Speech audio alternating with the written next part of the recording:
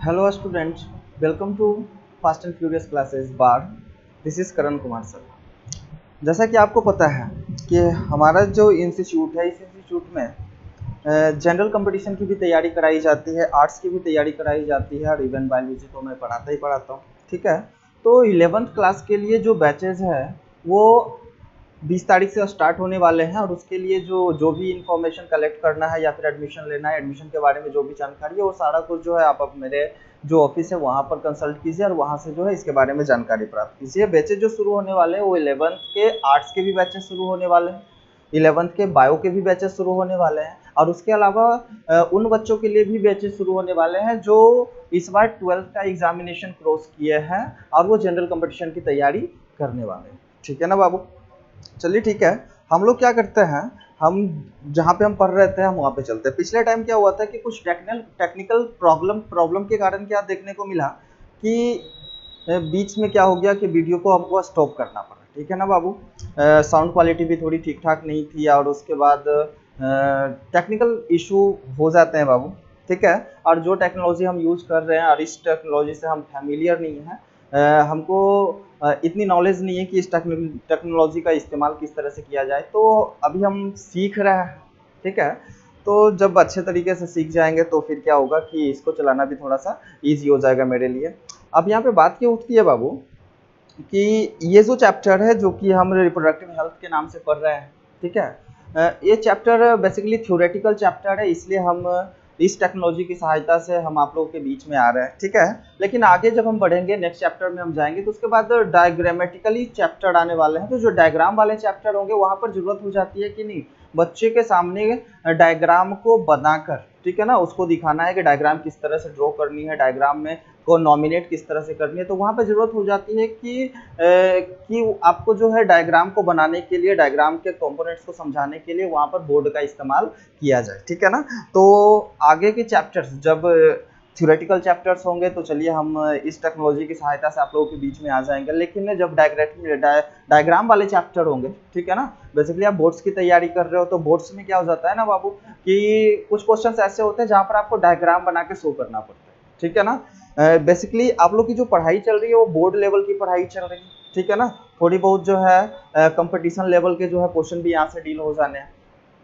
तो यहाँ पर थ्योरी जो होगा वो ज़्यादा होगा बाबू, क्योंकि आपको बोर्ड्स में लिखने पड़ेंगे, वहाँ पर थ्योरी लिखना पड़ेगा। ठीक है ना, और ऑब्जेक्टिव भी होंगे, आपको अच्छे से पता है 50-50% आता है, 50% ऑब्जेक्टिव होता है, 50% सब्जेक्टिव होता है। तो दोनों पोर्शन जो है कवर हो, ऑब्जेक्टिव वाला पोर्शन भी कवर हो और सब्जेक्टिव वाला पोर्शन भी कवर हो। ठीक है ना, इसके लिए वीडियोस को थोड़ा सा लंबा हमको बनाना पड़ जाता है। ठीक है, अगर सिर्फ ऑब्जेक्टिव पे फोकस करना होता तो वीडियोस जितनी लंबी नहीं बनती, जो भी टेक्निकल वर्ड्स होते हैं या फिर जो मेन पॉइंट्स होते हैं हम उसको कवर कर लेते, तो मेरा ऑब्जेक्टिव जो 100% सॉल्व हो जाता। लेकिन जो सब्जेक्टिव होता है जहां पर बच्चे को लिखना पड़ता है, ठीक है ना, बच्चे को वहां पर अपने नॉलेज के हिसाब से अपने नॉलेज को कॉपी पे एक्सप्रेस करना पड़ता है, तो वहां पर थ्योरी की जरूरत पड़ जाती है। ठीक है ना, और इस चैप्टर से जो क्वेश्चन आएंगे वो कहीं ना कहीं थ्योरेटिकली चैप्टर होगा। ठीक है ना, थ्योरेटिकली क्वेश्चन होने, वहां पर आपको अपने मन से क्वेश्चन को समझना है और उसके हिसाब से आपको आंसर करना है। ठीक है ना, तो एक बार अगर इस चैप्टर को जो है ये थ्योरेटिकली समझ लिया जाए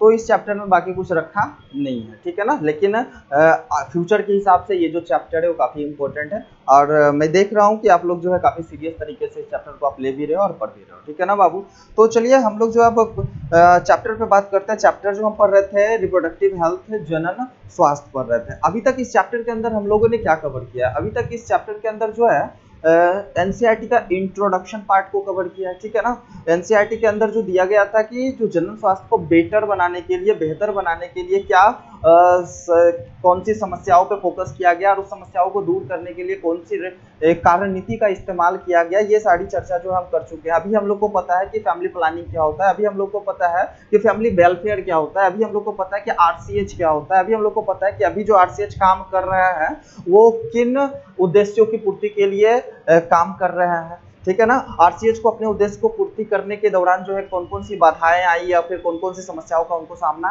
करना पड़ रहा है, या फिर आरसीएच जो है क्या कार्य नीति बनाया कि हर एक लोगों तक जो है उनकी जो स्कीम्स है या फिर उनकी जो सेवाएं हैं वो हर लोगों तक पहुंच सके, उन्होंने कौन कौन सी कार्य नीति बनाई, ये सारी चीजों की चर्चा जो है हम कर चुके हैं। ठीक है ना, जब हमने क्या किया कि एमनियोसेंटेसिस की शुरुआत की, यानी कि उल्बेधन प्रक्रिया की हमने शुरुआत की, तो वहां से क्या हुआ, ये टेक्निकल प्रॉब्लम्स आने शुरू हुए, जिसके कारण हमको वीडियो जो है बीच में ही स्टॉप करना पड़ा। क्लियर ना बाबू? तो हम वहीं से शुरू करते हैं, एमनियोसिंटैक्सिस से शुरू करते हैं। क्लियर है?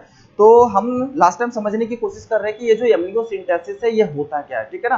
तो सिंपल समझ लीजिए बाबू, एमनियोसिंटैक्सिस जो है वह एक टेक्निक है जिसकी सहायता से गर्भ में जो पल रहा विकासशील भ्रूण है उसके जेनेटिक मटेरियल को प्राप्त करते हैं, और उसके जेनेटिक मटेरियल को प्राप्त करके उसके जेनेटिक का मैप तैयार करते हैं, और उस मैप के थ्रू हम समझने की कोशिश करते हैं कि कहीं ये जो बच्चा गर्भ में पल रहा है वह किसी जेनेटिक डिसऑर्डर का शिकार तो नहीं है, किसी आनुवंशिक बीमारी का शिकार तो नहीं है। तो बेसिकली इस टेक्नोलॉजी को खोजा इसलिए गया था, इस टेक्नोलॉजी का इजाद इसलिए किया गया था कि जो बच्चे डाउन सिंड्रोम से ग्रसित बच्चे पैदा हो रहे हैं, या फिर टर्नर सिंड्रोम से ग्रसित बच्चे पैदा हो रहे हैं, या फिर Klinefelter syndrome, sickle cell anaemia जैसे लाइलाज बीमारी या और जन्म से ही बच्चे में देखने को मिल रहा है, तो कहीं ना कहीं ये बीमारियां जो है इम्प्लांटेशन के दौरान ही उनमें जो है लग गई थी, और इसी कारण से वो बच्चा जब डेवलप हो रहा था तो आनुवंशिक विकार के साथ ही डेवलप हो रहा था,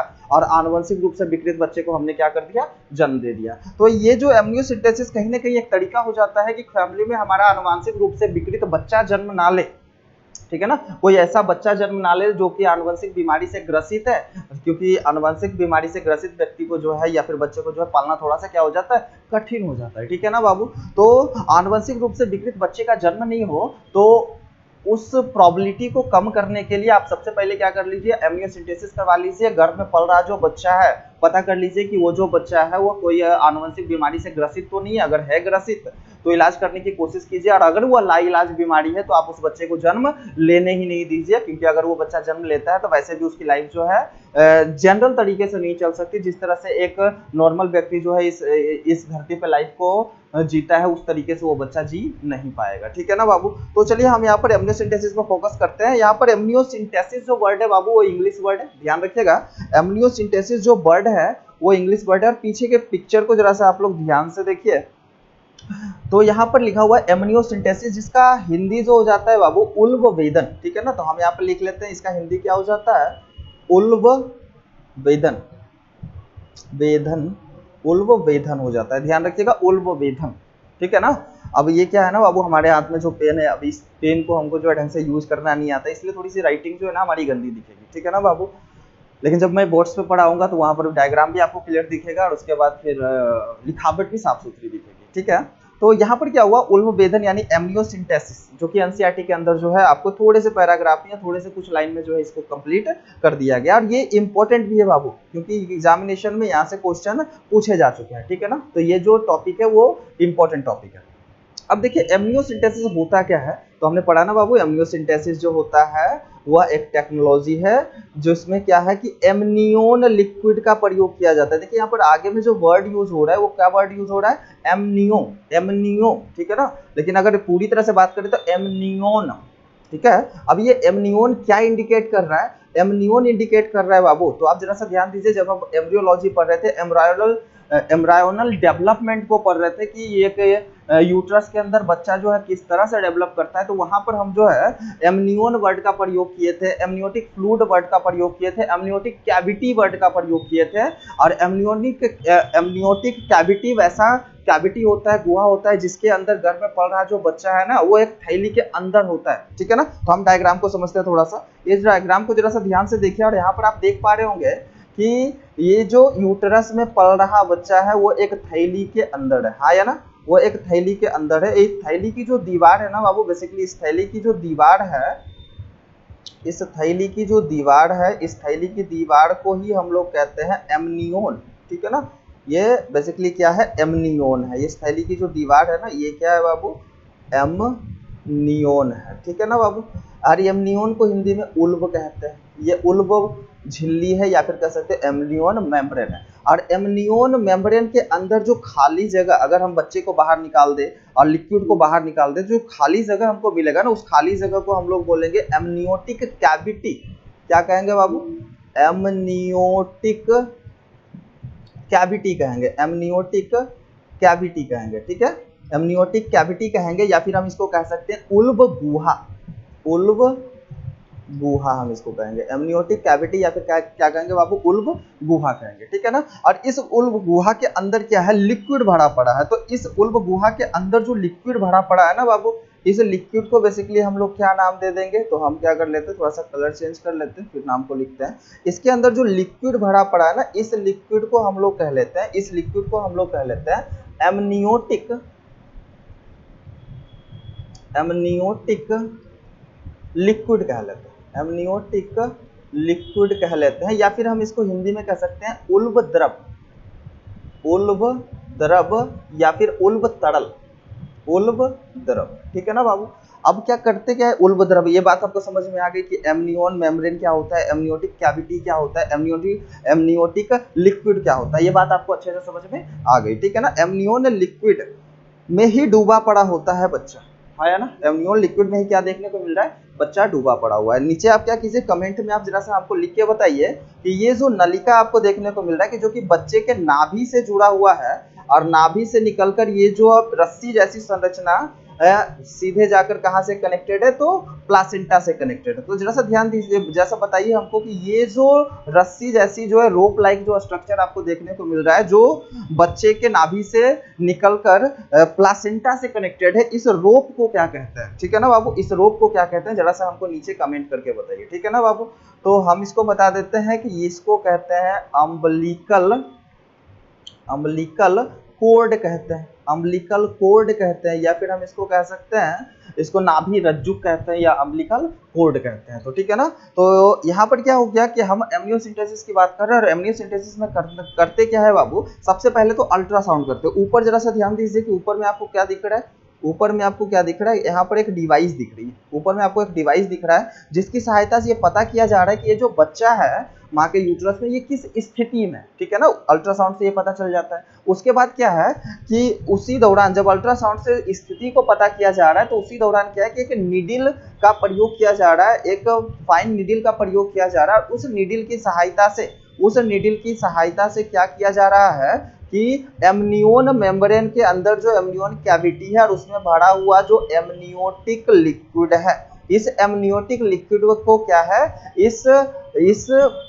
इंजेक्शन के मदद से क्या है बाहर निकाला जा रहा है। तो यहाँ पर क्या निकल जाएगा बाबू, एमनियोटिक लिक्विड यहाँ पे बाहर निकल जाएगा। और इस एमनियोटिक लिक्विड के अंदर क्या भरे पड़े होंगे, इस एमनियोटिक लिक्विड के अंदर क्या भरे होंगे, तो हमने क्या बताया कि ये जो बच्चा इस लिक्विड के अंदर पल रहा है ना बाबू, तो इस बच्चे का कुछ सेल्स यानी कुछ कोशिकाएं जो है इस लिक्विड में आपको देखने को मिल जाएगी। तो इसका मतलब ये है कि अगर जो डॉक्टर है वो इस विकासशील भ्रूण, क्योंकि अभी वृद्धि कर रहा है या पूरी तरह से डेवलप नहीं हुआ है, अगर डॉक्टर जो है इस विकासशील भ्रूण के एमनियोटिक लिक्विड को प्राप्त कर ले, एमनियोटिक लिक्विड को प्राप्त कर ले, और इस लिक्विड के एमनियोटिक लिक्विड को प्राप्त कर ले, तो जाहिर सी बात है इस लिक्विड के साथ साथ क्या है कि इस बच्चे के जो सेल्स इस लिक्विड में तैर रहे हैं, वो सेल भी इस इंजेक्शन में आ जाएंगे, हाँ या ना बाबू, वो सेल भी क्या हो जाएगा इस इंजेक्शन में, सेल यानी कि कोशिका भी इस इंजेक्शन में आपको देखने को मिलेंगे। अब करेंगे क्या कि इस सेल मिल गया, तो आपको अच्छे से पता है कि जब कोशिका प्राप्त हो गई है, इस बच्चे का हमने कोशिका प्राप्त कर लिया, इस बच्चे को कोई नुकसान हमने नहीं दिया, ठीक है ना, इस बच्चे को बिना किसी नुकसान का हमने एमनियोटिक लिक्विड को बाहर निकाला, और एमनियोटिक लिक्विड से हमने सेल को आइसोलेट कर लिया, और उस सेल के अंदर से हमने उस सेल के अंदर होगा न्यूक्लियस, न्यूक्लियस से हम गुणसूत्र को प्राप्त कर लेंगे, क्रोमोसोम को प्राप्त कर लेंगे, हाँ या ना बाबू। अब गुणसूत्र को प्राप्त करके गुणसूत्र जो होगा उसको हम एनालाइज करेंगे और पता करेंगे कि ये जो गुणसूत्र है क्या नॉर्मल है या नहीं है। अगर इसमें कोई अबनॉर्मलिटीज है, मतलब ये जो बच्चा है अगर इस गुणसूत्र में कोई असामान्यताएं है, तो ये बच्चा गुणसूत्रीय असामान्यता का शिकार है, ये बच्चा जो है गुणसूत्रीय रोग से विकृत है, ठीक है ना बाबू, या फिर आनुवंशिक रूप से विकृत है। और कौन सा बीमारी एग्जैक्ट वहां पे पता कर लेते हैं कि हाँ ये जो विकार देखने को मिल रहा है, गुणसूत्र पर जो गड़बड़ी देखने को मिल रही है वो कौन से गुणसूत्र पे है, और इस गुणसूत्र के गड़बड़ी के साथ यदि यह बच्चा पैदा होता है तो कौन सी बीमारी उसको होगी, ठीक है ना। तो इसका पता जो है वो पहले ही कर लेते हैं। अगर लगा कि नहीं ये जो बच्चा पल रहा है उसका गुणसूत्र ठीक ठाक है, तो ठीक है, बच्चे को जो है डेवलप होने दीजिए, लेकिन लगा कि नहीं इसको गुणसूत्रीय विकार है और अगर डॉक्टर इसको ठीक कर सकता है तो ट्रीटमेंट बचपन से ही शुरू कर दे, यानी कि ये डेवलप हो रहा है उसी टाइम से शुरू कर दे। और अगर ठीक नहीं होने वाला बीमारी है, लाइलाज बीमारी है, तो हम इस बच्चे को जन्म होने ही नहीं देंगे, हम इसका अबॉर्शन करवा देंगे। अब यहाँ पर बात को समझ लीजिए बाबू कि अगर बच्चा जो है गुणसूत्रीय विकार से विकृत नहीं है और आपने जानबूझकर उसका अबॉर्शन करा दिया, तो कहीं ना कहीं आप जो है पाप कर रहे हो, कहीं ना कहीं आप जो है हत्या कर रहे हो, कहीं ना कहीं आप क्या कर रहे हो, क्राइम कर रहे हो, हाँ या ना। तो नॉर्मल बच्चे को जो है तो ये कहीं ना कहीं क्या कर रहे हो, आप हत्या कर रहे हो। तो यहाँ पर क्या हुआ कि एमनियोसिंथेसिस जो टेक्निक है इसकी सहायता से हम आनुवंशिक विकार यानी कि जो जेनेटिक डिसऑर्डर होता है, जो जीन में गड़बड़ी के कारण, गुणसूत्र में गड़बड़ी के कारण जो बीमारियां उत्पन्न होती हैं, जो लाइलाज बीमारियां होती है, जिसके साथ जीना काफी कठिन होता है, बच्चा जो जन्म लेता है वो अब नॉर्मल जन्म लेता है, असामान्यताओं के साथ जन्म लेता है, तो वैसे बच्चे जन्म ना ले इसके लिए पहले ही एमनियोसेंटेसिस करके हम क्या करेंगे, बच्चे के हेल्थ का पता लगा लेंगे। क्लियर ना बाबू। अब थोड़ा सा और आगे समझने की हम कोशिश करते हैं। यहाँ पर भी वही डायग्राम जो है थोड़ा सा शॉर्ट करके दिया हुआ, जैसा देख लेते हैं इस डायग्राम को। यहाँ पर आपको क्या देखने को मिल रहा है, यहाँ पर आपको क्या देखने को मिल रहा है बाबू कि ये लेडी है, लेडी का जो ये यूटरस है, लेडी का ये जो है यूटरस है, और ये यूटरस में क्या देखे, अल्ट्रासाउंड, ये ट्रांसड्यूसर है, अल्ट्रासाउंड ट्रांसड्यूसर है, और ये जो अल्ट्रासाउंड ट्रांसड्यूसर की सहायता से इसकी भ्रूण की लोकेशन को पता कर लिए। ठीक है ना बाबू। अब यहाँ पर क्या है, एक नीडल की सहायता से, देखिए ना यहाँ पर क्लियर दिख रहा है, नीडल की सहायता से क्या हुआ कि एमनियोटिक फ्लूइड को बाहर निकाल लिया गया है। और अब इस एमनियोटिक फ्लूइड में मिलेंगे इसको क्या, सेल्स मिलेंगे। अब इस सेल से क्या कर लेगा, इस सेल से क्या कर लेगा डॉक्टर जो है, इसके क्रोमोसोम को बाहर निकाल लेगा, क्रोमोसोम को बाहर निकाल लेगा, गुणसूत्र को बाहर निकाल लेगा। और ये जो क्रोमोसोम होंगे, ये जो क्रोमोसोम होंगे, इसको चेक करेगा कि ये नॉर्मल है या अब नॉर्मल। अगर नॉर्मल है तो ठीक है, इस बच्चे को जन्म लेने दीजिए, लेकिन अब नॉर्मल है, अब नॉर्मल है तो यहाँ पर चेक करना है कि ये अब नॉर्मल है, तो अब नॉर्मल क्यों है, क्योंकि गुणसूत्र का अब नॉर्मल होने से बहुत सारी बीमारियां उत्पन्न होती है, और ये जो बच्चा पैदा होने वाला है वो कुछ बीमारी से ग्रसित होगा। अगर लगा कि ये जो है अब नॉर्मल है और इसको जो है गुणसूत्र से रिलेटेड, ध्यान रखिएगा बाबू, आनुवंशिक विकार जो होते हैं वो दो तरह के होते हैं। आनुवंशिक विकार यानी कि गुणसूत्र जो है वो डीएनए से बना होता है, डीएनए जो है आनुवंशिक पदार्थ है। आनुवंशिक पदार्थ वैसे पदार्थ को कहेंगे जो एक पीढ़ी से दूसरे पीढ़ी में स्थानांतरित होता है। और इस बच्चे के पास जो डीएनए होगा, इस बच्चे के पास जो क्रोमोसोम होगा, वो मदर से आया होगा और फादर से आया होगा। मतलब आनुवंशिक वैसा पदार्थ जो मदर से बच्चे में ट्रांसफर हो रहा है, फादर से बच्चे में ट्रांसफर हो रहा है, उस पदार्थ को हम लोग जो है आनुवंशिक पदार्थ कहेंगे। ठीक है ना। और आनुवंशिक पदार्थ में यदि गड़बड़ी होती है, आनुवंशिक पदार्थ जो है गड़बड़ होता है, आनुवंशिक पदार्थ आनुवंशिक पदार्थ में गड़बड़ी होती है, तो क्या आनुवंशिक विकार उत्पन्न होते हैं। और ये जो आनुवंशिक विकार होते हैं ये दो तरह के होते हैं। बाकायदा हम जेनेटिक्स के अंदर काफी डीप में चर्चा करेंगे कि आनुवंशिक विकार क्या चीज है, आनुवंशिक विकार क्या चीज होता है, आनुवंशिक विकार के कितने टाइप होते हैं, तो आपको पता चलेगा। आनुवंशिक विकार के दो टाइप होते हैं, अभी सुन लीजिए। आनुवंशिक विकार के दो टाइप होते हैं। पहला जो टाइप होता है बाबू, उसको बोलते हैं गुणसूत्रीय विकार या chromosomal disease, sorry disorder, chromosomal disorder, गुणसूत्रीय विकार या क्रोमोसोमल डिसऑर्डर। क्रोमोसोमल डिसऑर्डर जो होता है वो गुणसूत्र में गड़बड़ी के कारण होता है, क्रोमोसोमल डिसऑर्डर जो कि गुणसूत्र में गड़बड़ी के कारण होता है। और एक तो होता है मेंडेलियन डिसऑर्डर, मेंडेलियन विकार या मेंडेलियन डिसऑर्डर। तो क्रोमोसोमल डिसऑर्डर जो है क्रोमोसोम में गड़बड़ी के कारण होता है, क्रोमोसोम में गड़बड़ी के कारण उत्पन्न होता है। और मेंडेलियन डिसऑर्डर जो होता है वो जीन में गड़बड़ी के कारण उत्पन्न होता है। और ये सारा का सारा जो है डीएनए पे अवेलेबल होता है, जीन में गड़बड़ी के कारण उत्पन्न होता है। अगर एक जीन में गड़बड़ी है तो हमारे शरीर में जो है कोई एक प्रॉब्लम खड़ा होगा, लेकिन अगर एक गुणसूत्र में गड़बड़ी है तो बहुत सारे प्रॉब्लम्स खड़े होने हैं। ठीक है ना। तो गुणसूत्रीय विकार में क्या होता है, बहुत सारी समस्याएं जुड़ी होती है, लेकिन एक जीन में गड़बड़ी है यानी मेंडेलियन विकार में किसी एक प्रॉब्लम का हमको सामना करना पड़ जाएगा। ठीक है ना। तो यहाँ पर सिंपल आप अभी इतना ही समझ लीजिए कि गुणसूत्र को प्राप्त करके क्या कर लिया जाता है, गुणसूत्र को एनालाइज किया जाता है कि ये जो गुणसूत्र है, ये जो गुणसूत्र है इसकी स्थिति कैसी है, ये गुणसूत्र जो है पूरे के पूरे है या नहीं, कहीं गुणसूत्र कम तो नहीं है, कहीं गुणसूत्र ज्यादा तो नहीं है। अगर गुणसूत्र सारे नॉर्मल है तो क्या इस पर कोई जेनेटिक डिसऑर्डर तो नहीं है, कोई जीन में गड़बड़ी तो नहीं है। अगर ऐसा है तो ये बच्चा अब नॉर्मल पैदा होगा, और जब ये बच्चा अब नॉर्मल पैदा होगा तो इसको इस धरती को झेलने में काफी कठिनाई होगी। तो इससे बेटर है कि इस बच्चे को हम जन्म ही नहीं होने दे, और ये बच्चा जो है इसको जन्म ही नहीं होने दे, ठीक है ना बाबू। तो ये एक अच्छा तरीका था कि हम वैसे बच्चे को जन्म देने से रोक रहे हैं जो इस धरती पर आकर बहुत ही कष्ट से जीने वाला है, ठीक है। लेकिन इसके बुरे प्रभाव भी हमको देखने को मिल गया, क्योंकि हमने अभी क्या बात किया बाबू कि जो बच्चा होता है एमनियोसिंथेसिस से हम क्या कर लेते हैं, पूरे जो गुणसूत्र होता है उसका पूरे गुणसूत्र का मैप तैयार कर लेते हैं। पहले से लेकर जो 23वें जोड़े तक का जो गुणसूत्र होता है हमारे पास पूरा गुणसूत्र होता है। तो अगर हम 1 से लेकर 23 गुणसूत्र की स्थिति पता कर सकते हैं, 1 से लेकर 23 जोड़े तक के गुणसूत्र का जो है उसमें आसान वो नॉर्मल है या नहीं ये पता कर सकते हैं, तो हमको ये भी पता चली जाएगा ना बाबू कि ये जो आने वाला बच्चा है वो नर है या मादा। क्योंकि 23वां नंबर गुणसूत्र हमने बताया था ना, हमारे पास जो 1 से लेकर 23 जोड़ा जो गुणसूत्र होता है उसमें से 1 से जो 22 जोड़ा जो गुणसूत्र होता है उसको हम लोग ऑटोसोमल क्रोमोसोम कहते हैं, कायिक गुणसूत्र कहते हैं या फिर ऑटोसोमल क्रोमोसोम कहते हैं। उसके बाद क्या हो जाता है कि आखिरी का जो लास्ट वाला जो गुणसूत्र होता है उसको हम लोग लिंग गुणसूत्र कहते हैं या फिर सेक्स क्रोमोसोम कहते हैं। बकायदा हम पिछले चैप्टर के अंदर हम डिस्कस कर चुके हैं, ठीक है ना। और सेक्स गुणसूत्र से ही क्या होता है, बच्चे के लिंग का पता चलता है कि बच्चा जो आने वाला है वो कैसा होगा। तो यहाँ पर अगर हम सेक्स क्रोमोसोम को पता कर ले, क्योंकि डॉक्टर के पास जो है 1 से लेकर 23 जोड़ा तक का गुणसूत्र का मैप उसके पास है। अगर 23वां गुणसूत्र जो है वह एक्स, 23वां जोड़ा जो गुणसूत्र है वह एक्स और एक्स है, तो डॉक्टर तो पता कर ही लेगा ना बाबू कि हाँ ये जो बच्चा पल रहा है वो मादा है। अगर 23वां गुणसूत्र एक्स और वाई है तो उसको पता चल ही जाएगा ना ये जो बच्चा यूट्रस में पल रहा है, ये जो विकासशील भ्रूण है वो नर है, ठीक है ना। तो एमनियोसिंथेसिस का गलत इस्तेमाल डॉक्टर के सामने देखने को मिला, ठीक है ना। क्या देखने को मिला कि डॉक्टर क्या करते थे कि आनुवंशिक विकार को छोड़ दीजिए, उसका पता लगाने से उनको कोई मतलब नहीं रहता था।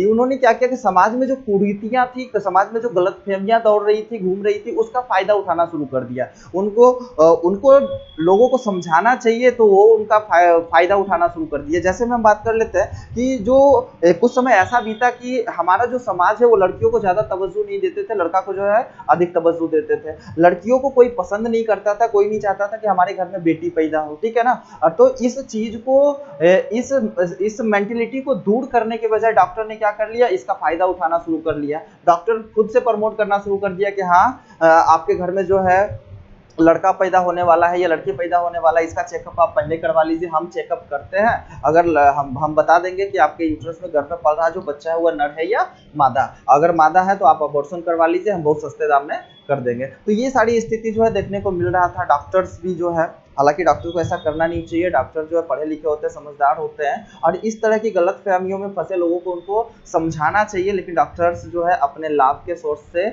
अपने लाभ के उद्देश्य से वो गलत कामों को भी करना शुरू कर दिया था। तो एक टाइम ऐसा बीता बाबू कि लगातार डॉक्टर जो है मादा भ्रूण हत्या करते चले गए, फीमेल फर्टिसाइड करते चले गए, और जिससे क्या देखने को मिला कि फीमेल की जो रेशियो है काफी कम गई और मेल का रेशियो जो है काफी बढ़ गया। यही कारण है कि जो एमनियोसिंथेसिस है उसको जो है इलीगली बैन कर दिया गया था, उसको कानूनी दायरे के अंदर रख लिया गया, ठीक है ना। डॉक्टर जो है काफी कह सकते हो कि डॉक्टर जो है इसका गलत तरीके से इस्तेमाल करना शुरू किए। तो सरकार ने देखा कि क्या हो रहा है कि हमारे देश में फीमेल का रेशियो कमता जा रहा है और मेल का रेशियो बढ़ता जा रहा है, तो इस चीज को दूर कैसे किया जाए। तो ये जो कंडीशन है उत्पन्न कहाँ से हो रहा है, कंडीशन एमनियोसिंथेसिस उत्पन्न हो रहा है। अगर एमनियोसिंथेसिस नहीं होगा तो डॉक्टर पता नहीं कर सकता कि जो यूट्रस में पल रहा बच्चा वो नर है मादा। तो ऐसा करते हैं कि एमनियोसिंथेसिस को ही हम क्या कर लेते हैं, कानूनी दायरे के अंदर रख लेते हैं। क्योंकि अब इसमें कुछ ऐसा नियम बना लेते हैं, ऐसा एक्ट बना लेते हैं कि अगर आपको एमनियोसिंथेसिस करवानी है तो आपको बकायदा कानून से जो है अलाउंस लेना पड़ेगा, इजाजत लेना पड़ेगा। कानून जो है आपको जब अनुमति देगा तभी आप एमनियोसिंथेसिस करवा सकते हो और पता कर सकते हो कि आपके यूट्रस में पल रहा जो बच्चा है कहीं कोई गुणसूत्रीय असामान्यता या फिर आनुवंशिक बीमारी से ग्रसित तो नहीं है। तो आनुवंशिक बीमारी का पता लगाने के लिए जो डॉक्टर्स होते हैं वो आपको, सॉरी डॉक्टर्स नहीं, जो कोर्ट होते हैं या फिर जो कानून होता है वो आपको स्वीकृति दे देता है कि हाँ आप पता कर सकते हैं कि आपका बच्चा जो है आनुवंशिक रूप से विकृत है या नहीं। लेकिन आपको ये पता करने के लिए एमनियोसिंथेसिस का प्रयोग नहीं करने दिया जाएगा कि बच्चा में पल रहा जो बच्चा है वो मादा है या नर। अगर आप क्या करते हो, मादा लिंग परीक्षण करवाते हो तो यह कानूनन जुर्म है और आपको सजा और जुर्माना दोनों हो सकता है। क्लियर ना? तो यही कारण था कि एमनियोसेंटेसिस को क्या कर दिया गया, बैन कर दिया गया। तो हम थोड़ा सा क्या करते हैं, आगे बढ़ते हैं और इसको क्वेश्चन के थ्रू समझने की कोशिश करते हैं, क्योंकि बोर्ड में तो आपको लिखना पड़ेगा ना बाबू। चलिए ठीक है, तो क्वेश्चन आपके सामने, उल्ब वेधन से आप क्या समझते हैं, what do you mean by amniocentesis, इसे कानूनन अपराध क्यों माना जाता है? ठीक है ना? तो अभी हमने सारी चीजों को बात कर लिया कि जो एमनियोसेंटेसिस होता क्या है, फिर हम बात किए कि एमनियोसेंटेसिस किस प्रकार से होता है, फिर हमने बात किया कि एमनियोसेंटेसिस को कानूनी बंधनों के अंदर क्यों रखा गया। ठीक है, तो हम इसको थोड़ा सा देख लेते हैं। तो हम थोड़ा सा देख लेते हैं इसको। देखिए क्वेश्चन आपके सामने है, बकायदा क्वेश्चन आपके सामने है कि ये जो उल्ब वेधन है उससे आप क्या समझते हैं और इसे कानूनन अपराध क्यों माना जाता है। ठीक है, तो देखिए सबसे पहले आंसर करते हैं कि उल्ब वेधन होता क्या है। तो विकासशील भ्रूण, विकासशील भ्रूण का मतलब क्या हो गया कि वह भ्रूण जो माता के यूटरस में अभी पल रहा है, वो पूरी तरह से डेवलप नहीं हुआ, उसका जन्म नहीं हुआ है। तो जो विकासशील भ्रूण है वो होगा उल्ब गुहा के अंदर। हाँ या ना? हमने पढ़ा ना अभी, उल्ब जो है झिल्ली था, उल्ब झिल्ली के अंदर खाली जगह था जिसके अंदर बच्चा था और कुछ लिक्विड भरे हुए थे। तो उस उल्ब गुहा के अंदर जो द्रव भरा हुआ है, उस उल्ब गुहा के अंदर जो द्रव भरा हुआ है, उस द्रव को क्या करना है, उस द्रव को बाहर निकाल लिया जाता है और बाहर निकालकर उस द्रव को बाहर निकाल लिया जाता है और उसमें आनुवंशिक परीक्षण किया जाता है। हमने अभी बताया ना बाबू कि जो विकासशील भ्रूण है, ठीक है ना, जो गर्भ में पल रहा है जो बच्चा है, उसके उल्ब गुहा से, एमनियोटिक कैविटी से क्या है, एमनियोन लिक्विड को बाहर निकाल लिया जाता है सिरिंज की मदद से। ठीक है ना? और उस एमनियोन लिक्विड में उपस्थित जो जेनेटिक मटेरियल होते हैं उसको टेस्ट किया जाता है। तो जो सिंपल सी बात यही है कि जो विकासशील भ्रूण है उसके उल्ब गुहा से उल्ब द्रव को बाहर निकालकर उसमें आनुवंशिक परीक्षण की क्रिया को करना उल्ब वेधन या फिर एमनियोसिंथेसिस कहलाता है। एमनियोन लिक्विड में जो आनुवंशिक पदार्थ है, अगर हम उसकी टेस्टिंग कर रहे हैं, उसमें चेक कर रहे हैं कि यह नॉर्मल है या अबनॉर्मल, तो हम कौन सा टेक्निक का यूज कर रहे हैं, एमनियोसिंथेसिस टेक्निक का यूज कर रहे हैं। यह एक टेक्निक है, यह एक तकनीक है जिसकी खोज भ्रूण में आनुवंशिक, हमने बताया था ना बाबू, इसको मादा लिंग परीक्षण के लिए इसका जो है इस टेक्निक को जो है खोज नहीं की गई थी। इस टेक्निक की खोज इसलिए की गई थी कि बच्चा जो है कोई ऐसा पैदा नहीं हो जो कि आनुवंशिक रूप से विकृत हो। तो बेसिकली ये जो एमनियोसिंथेसिस है, एमनियोसिंथेसिस टेक्निक की खोज इसलिए की गई थी कि जो विकासशील भ्रूण, जो बच्चा अभी यूट्रस में पल ही रहा है, उसमें हम चेक कर ले कि कहीं ये आनुवंशिक विकार से विकृत तो नहीं है। तो हमने क्या लिखा बाबू कि यह जो है एक तकनीक है जिसकी खोज भ्रूण में आनुवंशिक विकार यानी जेनेटिक डिसऑर्डर, नीचे जरा सा लिख के हमको बताइए कि ये जो जेनेटिक डिसऑर्डर होता है वो कितने टाइप के होते हैं। अभी हमने बताया बाबू कि जेनेटिक डिसऑर्डर जो होते हैं वो 2 टाइप के होते हैं। पहला जो हमने बताया था मेंडेलियन डिसऑर्डर और दूसरा हमने बताया क्रोमोसोमल डिसऑर्डर। गुणसूत्र में गड़बड़ी के कारण जो बीमारी उत्पन्न होती है उसको गुणसूत्रीय विकार कहते हैं, क्रोमोसोमल डिसऑर्डर कहते हैं, और जीन में गड़बड़ी के कारण जो बीमारी उत्पन्न होती है उसको मेंडेलियन डिसऑर्डर कहते हैं। और ये दोनों का दोनों जो डिसऑर्डर है वो आनुवंशिक विकार है, जेनेटिक डिजीज है, जेनेटिक डिसऑर्डर है। ठीक है ना? तो ये जो तो यह एक तकनीक है जिसकी खोज जो की गई थी बच्चे में आनुवंशिक विकार यानी जेनेटिक डिसऑर्डर का पता लगाने हेतु किया गया था। इसका प्रयोग कौन कौन से, तो यहाँ पर हम कुछ एग्जांपल ले लेते हैं बाबू। Turner syndrome, Down syndrome, Klinefelter syndrome, ये जो 3 सिंड्रोम का हमने नाम लिया। इसके अलावा पटाऊ सिंड्रोम होता है, एडवर्ड सिंड्रोम होता है जो कि एनसीईआरटी में नहीं दिया हुआ है, लेकिन फिर भी यहाँ पर इस 3 चीज को आप अपने दिमाग में रख लीजिए कि ये जो टर्नर सिंड्रोम क्या होता है। टर्नर सिंड्रोम जो एक गुणसूत्रीय विकार है यानी क्रोमोसोमल डिसऑर्डर है, गुणसूत्र की संख्या में कमी या अधिकता के कारण ये सारी बीमारियां उत्पन्न होती है। डाउन सिंड्रोम भी जो है वो गुणसूत्रीय विकार है यानी कि क्रोमोसोमल डिसऑर्डर है।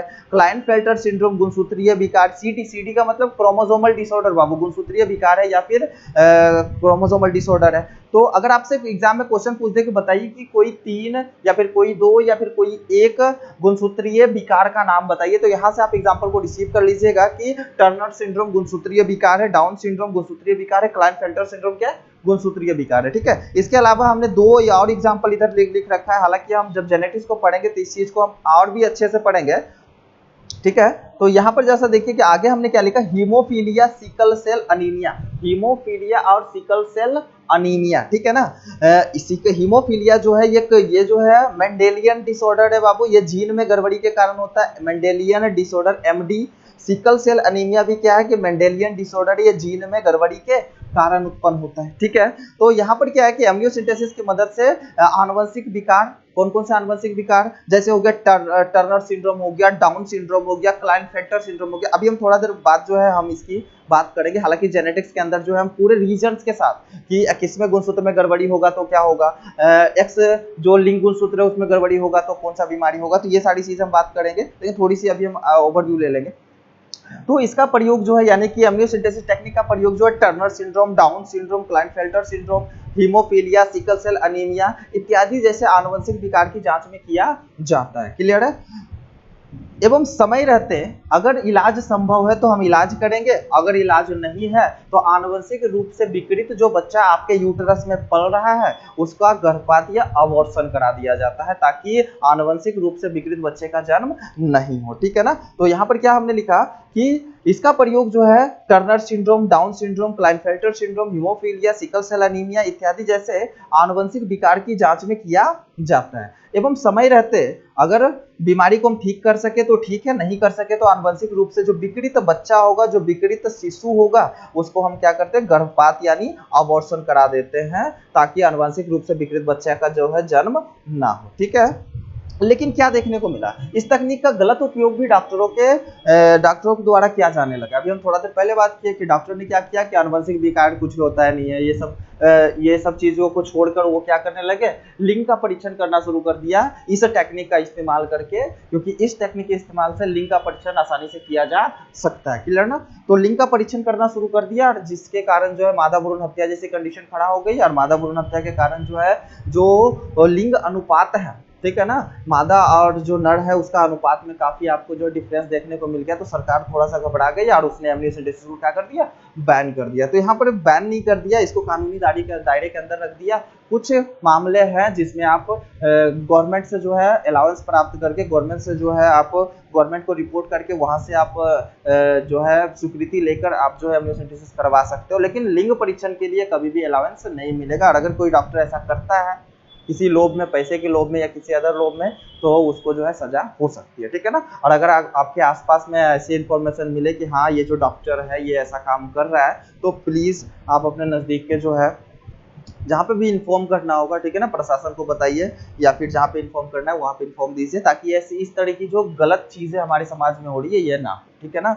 तो यहाँ पर क्या हुआ कि किंतु इस तकनीक का जो है गलत उपयोग भी डॉक्टरों के द्वारा किया जाने लगा, क्योंकि इस तकनीक की सहायता से विकासशील भ्रूण के लिंग का भी पता आसानी से लगाया जा सकता है, ठीक है ना। तो हम आनुवंशिक विकार तो इससे पता कर ही सकते हैं, उसके अलावा हम बच्चे जो यूट्रस में पढ़ रहा जो बच्चा है उसके हम आनुवंशिक विकार का भी पता लगा सकते हैं। उसके अलावा आनुवंशिक विकार के अलावा जो है उसके लिंग का भी हम पता लगा सकते हैं कि जो बच्चा पल रहा है वो नर है या मादा, ठीक है ना। अब देखिए क्या हुआ, अतएव इस तकनीक का प्रयोग जो है मादा भ्रूण हत्या में बृहद रूप से होने लगा, ठीक है ना। डॉक्टर ने जब ऐसा हो जाता है ना बाबू के जो अच्छे कर्म करने वाले जब बुरा करना लगते हैं तो काफी उसका अंजाम काफी बुरा होता है। डॉक्टर जो है वो अच्छे के लिए आपके सेवा के बीच में आपके सेवा के लिए लगे हुए, लेकिन जब वो गलत करना शुरू कर देते हैं तो कुछ ना कुछ तो एबनॉर्मलिटीज जो है हमारे देश में देखने को मिल ही जाती है। और क्या देखने को मिली कि इस तकनीक का इस्तेमाल से मादा भ्रूण हत्या जो है लगातार होने लगे, जिससे क्या हो गया कि मादा भ्रूण हत्या क्या होता है बाबू, तो सिंपल समझ लीजिए कि अगर कोई माँ है और उसके यूट्रस में बच्चा अभी डेवलप हो रहा है और बच्चा डेवलपिंग फेज में ही हमने उसका लिंग का परीक्षण करवा लिया और पता चला कि ये मादा है, तो हमने बच्चे को अबॉर्ट करा दिया, तो ये जो तरीका हो गया या फिर ये जो कंडीशन हो गया इसको हम लोग फीमेल फोइटिसाइड कहेंगे या मादा भ्रूण हत्या कहेंगे, ठीक है ना। तो किंतु इस तकनीक का गलत उपयोग भी डॉक्टरों के द्वारा किया जाने लगा, क्योंकि इस तकनीक की सहायता से विकासशील भ्रूण के लिंग का भी पता आसानी से लगाया जा सकता है। अतएव इस तकनीक का प्रयोग मादा भ्रूण हत्या जो है मादा भ्रूण हत्या में बृहद रूप से होने लगा, ठीक है। अब मादा भ्रूण हत्या क्या है, तो माता के गर्भाशय में विकासशील भ्रूण के लिंग का पता लगाकर, माता के गर्भाशय में ही जो विकासशील भ्रूण है उसके लिंग का पता लगाकर अगर जानबूझकर हम मादा भ्रूण का गर्भपात करवा रहे हैं तो हम कहेंगे कि हम जो कर रहे हैं वो क्या कर रहे हैं, फीमेल फोइटिसाइड या मादा भ्रूण हत्या कर रहे हैं, ठीक है ना। लगातार बढ़ती इस तकनीक का जो उपयोग यहाँ पर बेसिकली उपयोग नहीं होगा, यहाँ पर दुरुपयोग कर लीजिएगा। लगातार बढ़ती इस तकनीक का जो दुरुपयोग तथा मादा भ्रूण हत्या को देखते हुए इस तकनीक को जो है कानूनी बंधनों के अंतर्गत शामिल कर लिया गया, ठीक है ना। तो बेसिकली उपयोग तो इसका तब होता है जब डॉक्टर जो है इसका उपयोग आनुवंशिक विकार को पता लगाने में करते हैं, लेकिन डॉक्टर ने क्या करने लगे, लिंग का परीक्षण करने के लिए इस तकनीक का प्रयोग करने लगे। इसका मतलब जो है वो इस चीज का प्रयोग नहीं कर रहे, वो इस चीज का दुरुपयोग कर रहे हैं, हाँ या ना।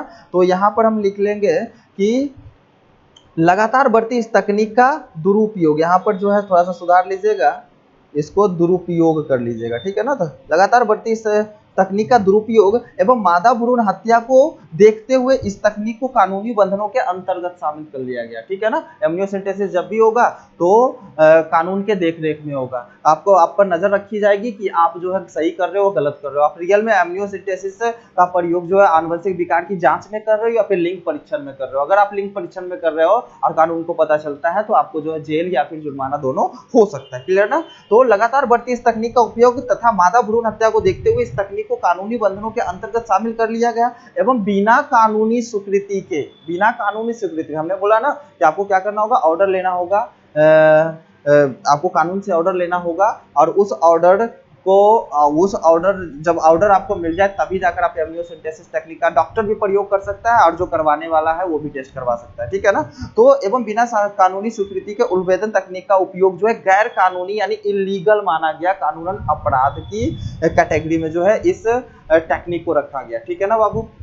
तो हमने क्या देखा कि एमनियोसेंटेसिस के अच्छे पक्ष भी है और बुरे पक्ष भी है, लेकिन लोग क्या करते हैं वो बुरे पक्ष को जो है काफी विस्तारित कर देते हैं और अच्छे पक्ष पे ध्यान नहीं देते हैं। अब जैसा हम बात को समझ लेते हैं, सर ये जो आनुवंशिक रूप से विकृत बच्चा है हम उसको जन्म क्यों नहीं होने देंगे, या फिर आनुवंशिक रूप से विकृत बच्चा है वो कैसा दिखाई देगा, क्या प्रॉब्लम्स उनको होती है, ठीक है ना। तो हम देख लेते हैं, यहाँ पर हम 3 एग्जाम्पल हमने लिया ना, गुणसूत्रीय विकार का 3 एग्जाम्पल लिया। सबसे पहला एग्जाम्पल हमने क्या लिया कि डाउन सिंड्रोम, फिर हमने एग्जांपल क्या लिया टर्नर सिंड्रोम, फिर हमने एग्जांपल क्या लिया क्लाइनफेल्टर सिंड्रोम। जरा सा हम आपको बता देते हैं, ठीक है ना, थोड़ा सा आगे की स्लाइड में हम दिखा देते हैं कि ये जो डाउन सिंड्रोम का बच्चा होता है वो ऐसा होता है, ठीक है ना।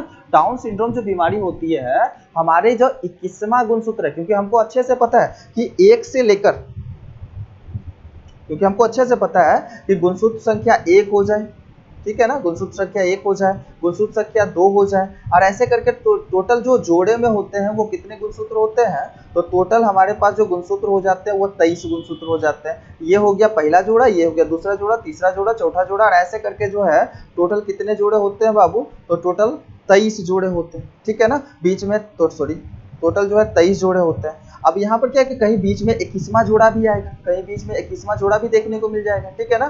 तो डाउन सिंड्रोम जो बीमारी है, ठीक है ना, अगर 1 से लेकर 23 तक का जो गुणसूत्र है वो बराबर कंडीशन में है, बराबर शेप में है और नॉर्मल कंडीशन में है और सब जोड़े में, ठीक है ना, ज्यादा नहीं है, 23 जोड़ा ही गुणसूत्र यानी 46 गुणसूत्र है, तब जाकर ये बच्चा को हम नॉर्मल मानेंगे, ठीक है ना। लेकिन ऐसा कंडीशन देखने को मिल जाए कि पहला ठीक है, दूसरा जोड़ा ठीक है, तीसरा जोड़ा ठीक है, लेकिन 21वें जोड़े में क्या देखने को मिल रहा है कि यहाँ पर जोड़ा में होना चाहिए गुणसूत्र, तो यहाँ पर जो गुणसूत्र है वो कितने हैं, 3 है।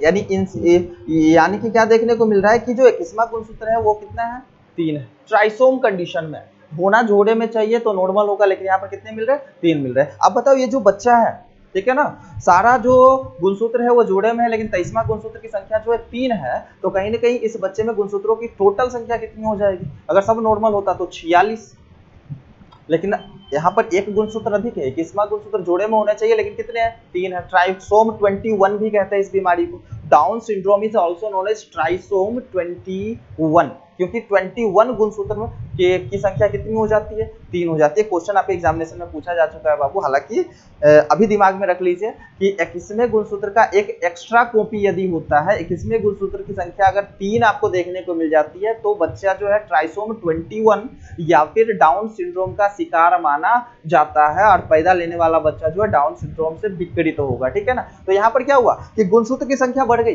और गुणसूत्र की संख्या बढ़ गई तो प्रॉब्लम, घट जाएगी तो प्रॉब्लम, आगे हम देखेंगे घट जाएगी, ठीक है ना। तो यहाँ पर क्या हुआ कि एक 21वां नंबर का जो गुणसूत्र है वो क्या हो गया, 3 हो गया, होना 2 चाहिए, हो गया 3। अब उससे बच्चे पे क्या असर पड़ा, तो बच्चा का जो माइंड है, आप पूरा पिक्चर को जैसे ध्यान से देखिए, आप समझ जाओगे कि बच्चा कैसा दिख रहा है, ठीक है ना, नॉर्मल से अलग दिख रहा है, ठीक है। इसके माउथ जो है थोड़े से खुले होंगे, इसका जो है आंख है जो छोटा होगा, ठीक है ना। इसका हाथ अगर देखा जाए तो हाथ पे लंबी लंबी जो है आपको लकीरें देखने को मिलेगी, ठीक है ना।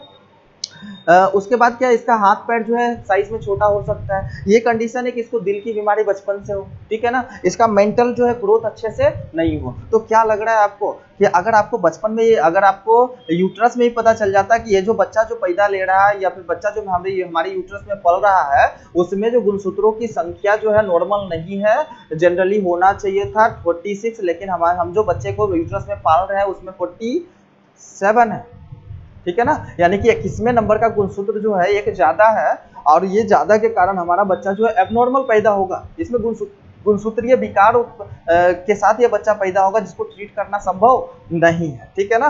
तो जिसको ट्रीट करना संभव नहीं है, तो इसे बच्चे को हम पैदा क्यों कर दें, ठीक है ना। क्योंकि ये ऐसे भी क्या होगा, ये बच्चा जब पैदा लेगा तो ये नॉर्मल तरीके से, जिस तरीके से हम और आप इस धरती को झेल रहे हैं, ये नहीं झेल पाता, ठीक है ना। इसके लिए ये दुनिया ही अलग होती। आंख छोटा है, दिमाग कमजोर है, ठीक है ना, सोचने समझने की क्षमता कम है, हाथ छोटा है, हथेली पे घड़ी जो है आपको तेज तेज लकीरें देखने को मिल रही है, ठीक है ना। उसके अलावा क्या है, माउथ हमेशा खुला है, लार टपक रहा है, ठीक है, दिल की बीमारी है, डाइजेशन में दिक्कत है। तो अगर ऐसे बच्चा आपके घर में पैदा ले लेगा बाबू, तो क्या उसको संभालना इतना आसान होगा, नहीं ना। तो जरूरत यहाँ पर यह है कि उस बच्चे को हम जन्म ही नहीं होने दें, क्योंकि हम उसको जन्म देने के बाद हम उसको कोई नुकसान भी नहीं पहुंचा सकते, हम उसको मार भी नहीं सकते, क्योंकि वो हमारा बच्चा है। और अगर हम उसको मार देते हैं तो वो कहीं ना कहीं क्या हो जाएगा कि अपराध की कैटेगरी में आ जाएगा, वो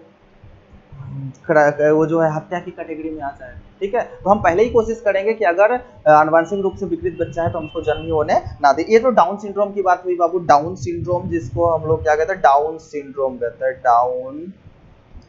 डाउन सिंड्रोम, ठीक है। और ये जो डाउन सिंड्रोम है, it is also known as trisomy, हम कहीं पे लिख देते हैं ट्राइसोम 21। ट्राइसोम 21 क्यों कह रहे हैं, 21 इसलिए कह रहे हैं कि 21वें नंबर का जो गुणसूत्र है उसमें एक एक्स्ट्रा कॉपी हो जाता है, होना 2 चाहिए लेकिन कितने होते हैं, 3 होते हैं। ऐसे बच्चे में जो है नंबर ऑफ क्रोमोसोम जो है 46 की बजाय क्या देखने को मिलता है, 47 क्रोमोसोम देखने को मिल जाते हैं, ठीक है ना। तो इस तरह की जो प्रॉब्लम के साथ बच्चा जन्म लेता है, जो कि जिसको पालना और उस बच्चे के लिए इस धरती को झेलना भी काफी क्या होता है, कठिन होता है। चलिए इसके आगे बात करते हैं। टर्नर सिंड्रोम हमने नाम लिया ना, down syndrome, Turner syndrome, Klinefelter syndrome. देखिए यहाँ पे टर्नर सिंड्रोम, ठीक है ना। टर्नर सिंड्रोम बेसिकली जो देखने को मिलता है वो मादाओं में देखने को मिलता है, ठीक है ना। टर्नर सिंड्रोम जो है बेसिकली कहाँ देखने को मिलता है, मादाओं में देखने को मिलता है। देखिए टर्नर सिंड्रोम, और इसमें क्या होता है कि एक जो लिंग गुणसूत्र जो होने चाहिए वो एक्स और एक्स होने चाहिए, हाँ या ना। मादा के लिए क्या होने चाहिए, एक्स और एक्स होने चाहिए। ध्यान रखिएगा बाबू, मादा के जितने भी लक्षण होते हैं उसके जीन एक्स गुणसूत्र पे होते हैं, और नर में भी जितने लक्षण होते हैं, नर का जो लक्षण, नर का जो कैरेक्टरिस्टिक्स है वो वाई क्रोमोसोम पे होता है, ठीक है ना। अब यहाँ पर क्या देखने को मिला, टर्नर सिंड्रोम जो है जनरली मादा में देखने को मिलता है। अब मादा क्या, तो क्या इसमें क्या हो जाता है कि टोटल पहला जो जोड़ा है वो ठीक होता है, दूसरा जोड़ा जो है ठीक होता है, तीसरा जोड़ा ठीक होता है। लेकिन जब हम लिंग गुणसूत्र की बात करें जो कि एक्स होने चाहिए, ठीक है ना, लेकिन यहाँ पर क्या है कि एक एक्स गुणसूत्र जो है अब्सेंट मिलता है, एक एक्स गुणसूत्र क्या मिलता है, अब्सेंट मिलता है। तो टर्नर सिंड्रोम में क्या है कि ये एक्स गुणसूत्र होगा ही नहीं, तो टोटल कितना हो जाएगा, 22 जोड़ा, 22 पेयर, ठीक है ना, 22 पेयर और प्लस क्या, एक्स गुणसूत्र, यानी टोटल गुणसूत्र कितने हो जाएंगे, 44 प्लस एक्स, यानी कि टोटल 45 गुणसूत्र ही इसमें देखने को मिलेगा। एक नॉर्मल कंडीशन के लिए 46 गुणसूत्र चाहिए, एक नॉर्मल ह्यूमन पैदा हो इसके लिए 46 गुणसूत्र चाहिए, और इसमें क्या देखने को मिल रहा है, 45 गुणसूत्र देखने को मिल रहा है। प्रॉब्लम क्या खड़ी होगी बाबू, प्रॉब्लम ये खड़ी हो जाएगी कि ऐसी जो लड़की होगी वो क्या होगी कि बांझ होगी, ठीक है ना। वो उसमें गैमेटोजेनेसिस नहीं हो पाता है, वो बच्चे को कंसीव नहीं कर पाती है। उसके अलावा इसकी हाइट काफी कम होगी,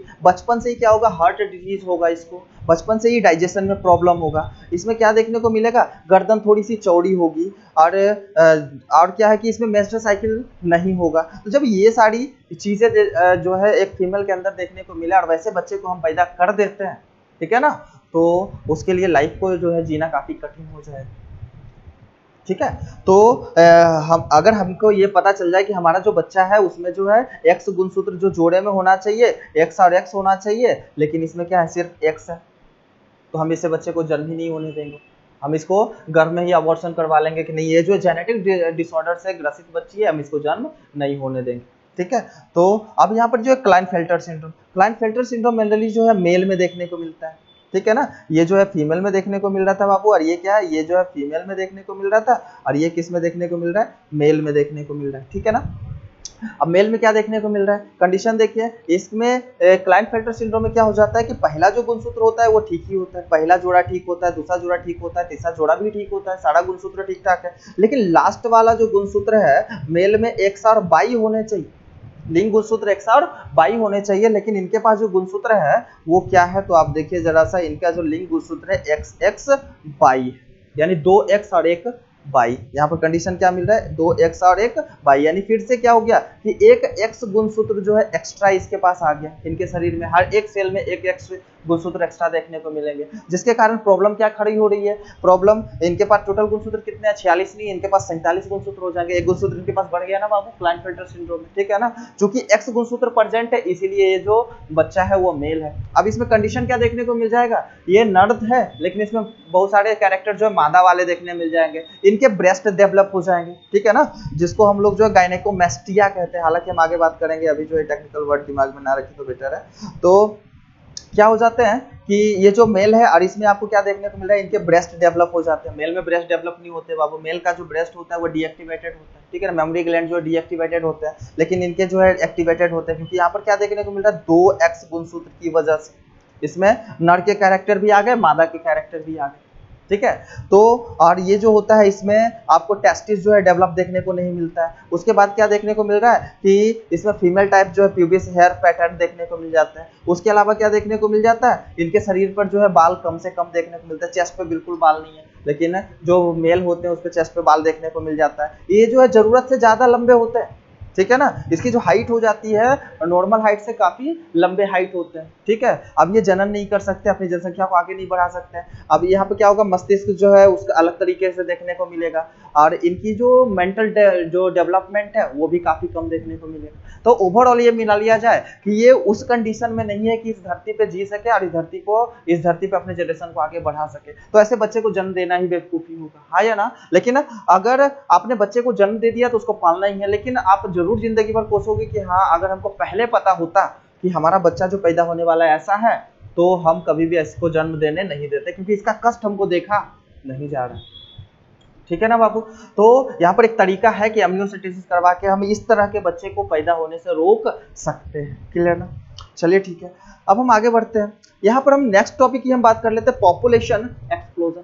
पॉपुलेशन एक्सप्लोजन की बात करते हैं, या फिर जनसंख्या विस्फोट जिसको कहते हैं। ठीक है ना, आपको अच्छे से पता है कि हमारी जो जनसंख्या है वो लगातार बढ़ रही है और बढ़ती ही जा रही है। इसका सबसे बड़ा रीजन तो यह है बेहतर हेल्थ फैसिलिटीज। बेहतर हेल्थ फैसिलिटीज का मतलब क्या हो जाता है कि हम लोग अगर जो हम आज़ादी के टाइम की बात कर ले, आज़ादी से पहले के टाइम की बात कर ले, तो जो फैसिलिटीज हेल्थ केयर का हमारे आसपास था, हमारे पास आज है, वो नहीं था। ठीक है ना, इतने बड़े बड़े हॉस्पिटल्स नहीं थे, इतने बड़े बड़े जो है स्वास्थ्य केंद्र नहीं था, इतने स्टैंडर्ड डॉक्टर्स नहीं थे, डॉक्टर्स की संख्या इतनी अधिक नहीं थी। ठीक है ना, तो लोग क्या होते थे, छोटे छोटे मोटे बीमारी भी लगते थे, उनसे डेथ हो जाती थी। बच्चे का पहले क्या होता था, मेल मोर्टिलिटी रेट ज्यादा, मदर मोर्टिलिटी रेट जो था वो काफी हायर साइड था। मातृ मृत्यु दर, ठीक है, जब दाइयों से परचुरेशन होता था, बहुत सारी माताएं जो है वो इन्फेक्शन से मर जाती थी, बहुत सारी माताएं जो है कैंसर से मर जाती थी, लेकिन अब सबका ट्रीटमेंट हो जाता है। इन्फेंट मोर्टिलिटी रेट ज्यादा था, 10 में से जो है 4-5 बच्चे का जो है डेथ हो जाती थी।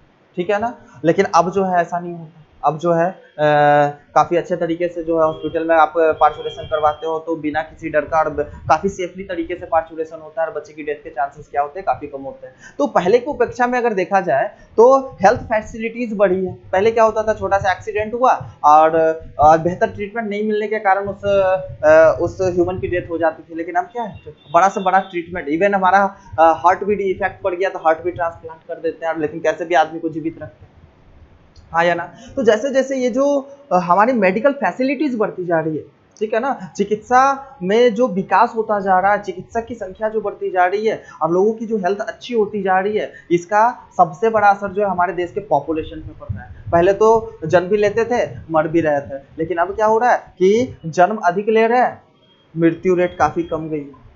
ठीक है ना, क्योंकि यहाँ पर इतनी अच्छी अच्छी फैसिलिटीज, अच्छी अच्छी हेल्थ फैसिलिटीज, अच्छे अच्छे बड़े बड़े हॉस्पिटल, बड़े बड़े डॉक्टर्स अवेलेबल है, जो कि एकदम कॉम्प्लिकेटेड से कॉम्प्लिकेटेड केसेस को भी आसानी से क्या कर लेते हैं, हैंडल करके बच्चे जो आदमी है, जो मनुष्य है, उसको जीवित रखते हैं।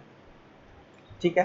तो जैसे जैसे हेल्थ फैसिलिटीज बढ़ती जा रही है, जैसे जैसे मदर मोर्टिलिटी रेट घटती गई, जैसे जैसे इन्फेंट मोर्टिलिटी रेट घटती गई, वैसे वैसे क्या हो गया, हमारी पॉपुलेशन आगे बढ़ती गई, हमारी पॉपुलेशन लगातार बढ़ती गई। ठीक है ना। तो कुछ डेटा पे ध्यान दे देते हैं हम लोग बाबू, प्योर एनसीईआरटी बात करेंगे, थोड़ा सा एक्स्ट्रा पॉइंट हम लेंगे जो कि आपके एग्जामिनेशन में पूछा जा चुका है। ठीक है ना बाबू।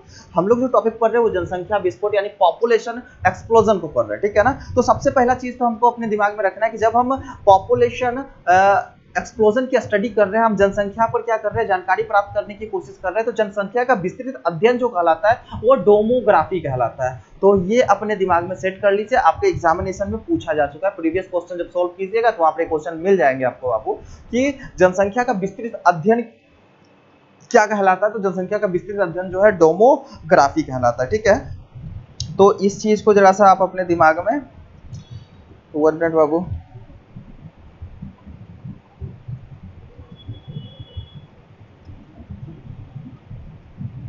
चलिए, तो यहाँ पर हम सबसे पहला क्या दिमाग में रखेंगे कि जनसंख्या का विस्तृत अध्ययन क्या कहलाता है, जनसंख्या का विस्तृत अध्ययन क्या कहलाता है, डेमोग्राफी कहलाता है। ठीक है ना, दिमाग में आ गया बाबू। ठीक है।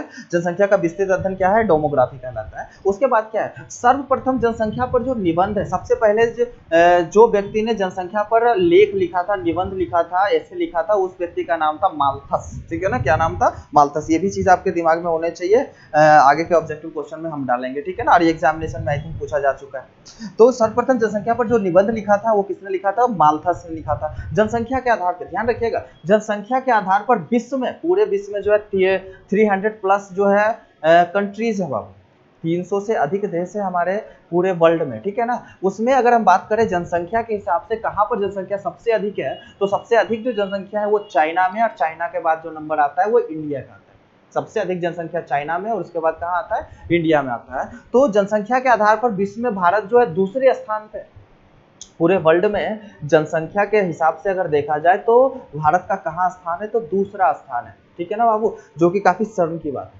ध्यान रखिएगा, ये काफी शर्म की बात है कि हमारे यहाँ जो है क्षेत्रफल काफी कम है, रहने का जगह काफी कम है, जमीनें काफी कम है, और उसके हिसाब से जनसंख्या जो है काफी अधिक है। तो जनसंख्या के आधार पर विश्व में भारत का स्थान जो है दूसरा स्थान है, तथा क्षेत्रफल के आधार पर अगर हम बात करें तो क्षेत्रफल के आधार पर भारत जो है विश्व में 7वें स्थान पे। सोचिए, अगर हम एरिया की बात करते हैं, क्षेत्रफल की बात करते हैं, यहाँ पर कितनी जगह रहने लायक है, यहाँ पर कितनी जगह, कितना एरिया में पूरा का पूरा भारत देश है, तो उस हिसाब से हमारा नंबर 7वें स्थान पे आता है। और जब हम बात करें पॉपुलेशन की तो हमारा नंबर कहाँ आ जाता है, दूसरे स्थान पे आ जाता है। तो क्षेत्रफल और पॉपुलेशन को अगर कंपैरिजन किया जाए तो ऐसा होना चाहिए, तो क्षेत्रफल हमारे पास ज्यादा होना चाहिए था, पॉपुलेशन कम होना चाहिए था, जिससे क्या होता कि लोगों को रहने के लिए ज्यादा महंगे फ्लैट खरीदने नहीं पड़ते, या फिर आप कह सकते हो वनों की कटाई नहीं करनी पड़ती, या फिर आप कह सकते हो कि जितनी लगातार हमारी जनसंख्या बढ़ रही है और यहाँ पर जो कृषि की भूमि घटती जा रही है, ठीक है ना, तो कृषि योग्य भूमि भी हमारे पास होता है। अगर ये डेटा बिल्कुल उल्टा होता तो,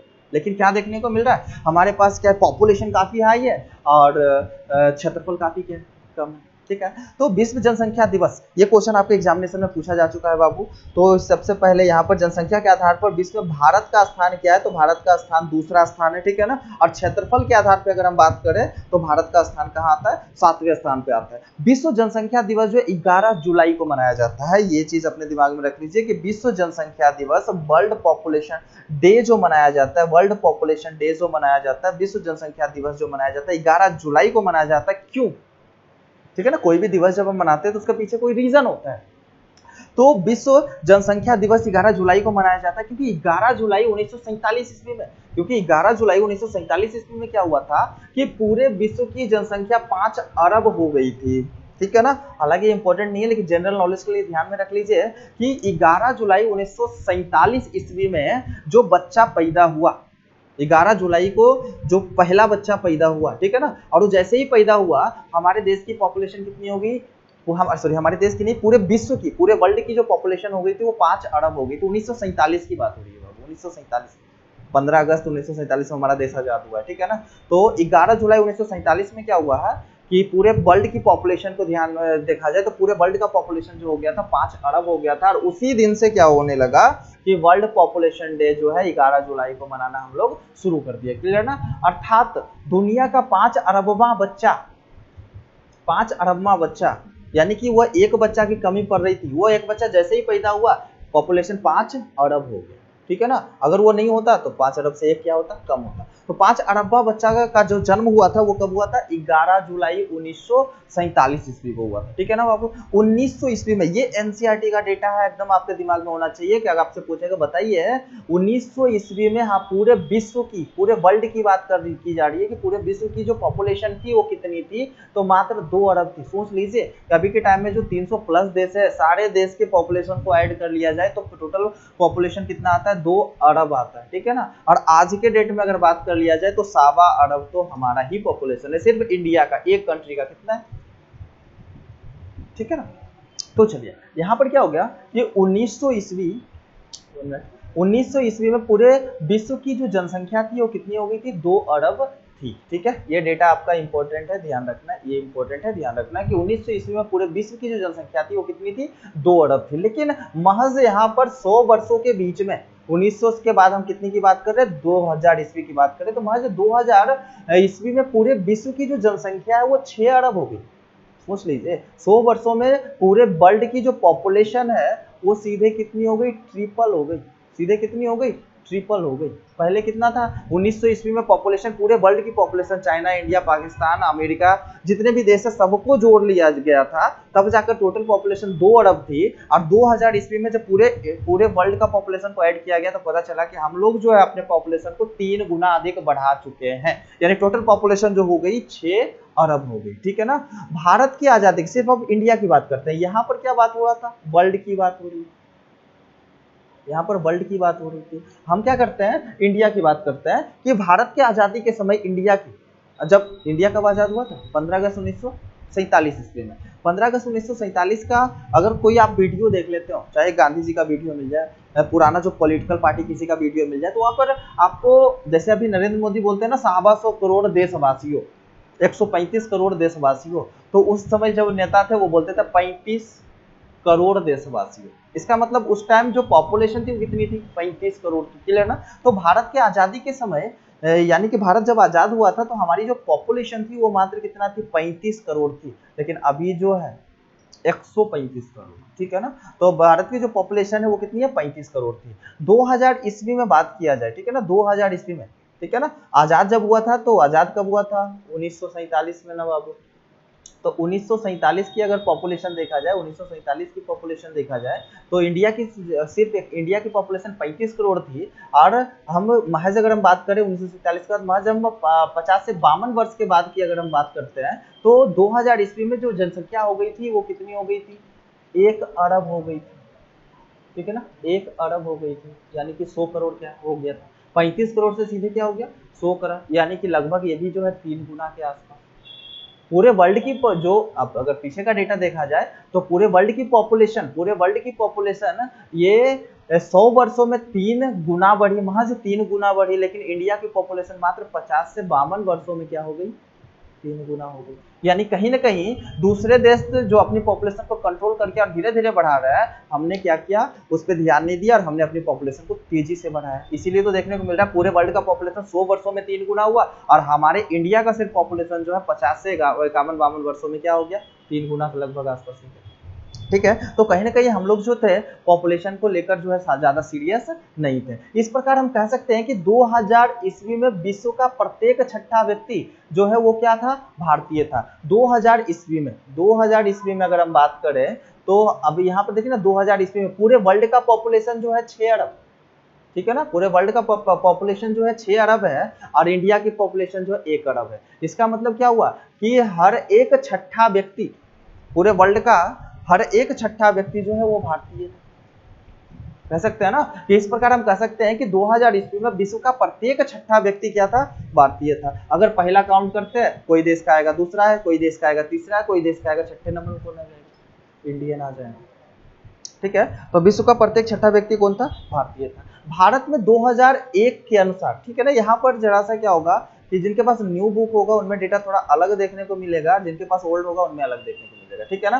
क्योंकि आपका जो बुक है ना बाबू, जो पुराना एनसीईआरटी था वो 2001 का एडिशन था, और जो नया एनसीईआरटी है वो 2011 का एडिशन है, ठीक है। तो जैसा ध्यान दीजिए कि अगर आपके पास ओल्ड बुक है तो उसमें लिखा हुआ कि भारत में 2001 की जनगणना के अनुसार, ठीक है ना, 2001 में जो जनगणना हुई थी उसके अनुसार भारत में जो जनसंख्या दर थी, जनसंख्या वृद्धि दर जो थी, जनसंख्या वृद्धि दर जो थी वो 1.7% था, 1.7%, ठीक है ना। 1.7% का मतलब ये हो गया बाबू कि 1000 प्रत्येक 1000 व्यक्ति में क्या हो रहा है कि 20 व्यक्ति, सॉरी 17 व्यक्ति, इसके अनुसार क्या हो गया, 17 व्यक्ति हर साल बढ़ रहा है। यानी कि अगर किसी मोहल्ले में, इंडिया के किसी मोहल्ले में 1000 व्यक्ति है तो अगले साल अगर हम उसकी जनसंख्या काउंट करेंगे तो टोटल कितना हो जाएगा, 1017 व्यक्ति हो जाएगा, ठीक है ना। अगर 2000 व्यक्ति वहां है तो कितना हो जाएगा, 2034 व्यक्ति हो जाएगा। यानी कि प्रत्येक साल जो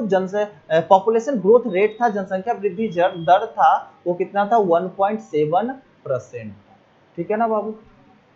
तो 2011 में अगर हम बात करते हैं, 2011 में अगर हम बात करते हैं तो भारत की कुल जनसंख्या जो थी हो गई थी, वो कितनी हो गई थी, 121.70 करोड़ के आसपास हो गई थी, जिसके अनुसार यह अनुमान लगाया जा रहा था, ठीक है ना, जिसके अनुसार यह अनुमान लगाया जा रहा था कि हमारी जो जनसंख्या है 2050 ईस्वी तक क्या हो जाएगी, दुगनी हो जाएगी। तो यहाँ पर जरा सा ध्यान देने वाली बात है बाबू, 2001 में जब जनगणना हुई तो 2001 में जब जनगणना हुई तो ग्रोथ रेट जो हमारा था वो 1.7% था, और इसके हिसाब से यह अनुमान लगाया जा रहा था कि अगर इसी तरह से 2001 के डेटा के अनुसार बाबू कि अगर इसी प्रकार से हमारी जनसंख्या लगातार बढ़ती रही, इसी रेट से बढ़ती रही, तो महज अगले 33 वर्षों में, यानी कि 2033 आते आते हमारी जो जनसंख्या है वो क्या हो जाएगी, डबल हो जाएगी। हमारी जो जनसंख्या है क्या हो जाएगी, डबल हो जाएगी। तो 2001 ईस्वी में कितना पॉपुलेशन था हमारा, लगभग जो है 100 करोड़, 1 अरब के आसपास था। यानी कि 2033 आते आते कितना हो जाता, 2 अरब हो जाता, 2 अरब हो जाता, ठीक है ना।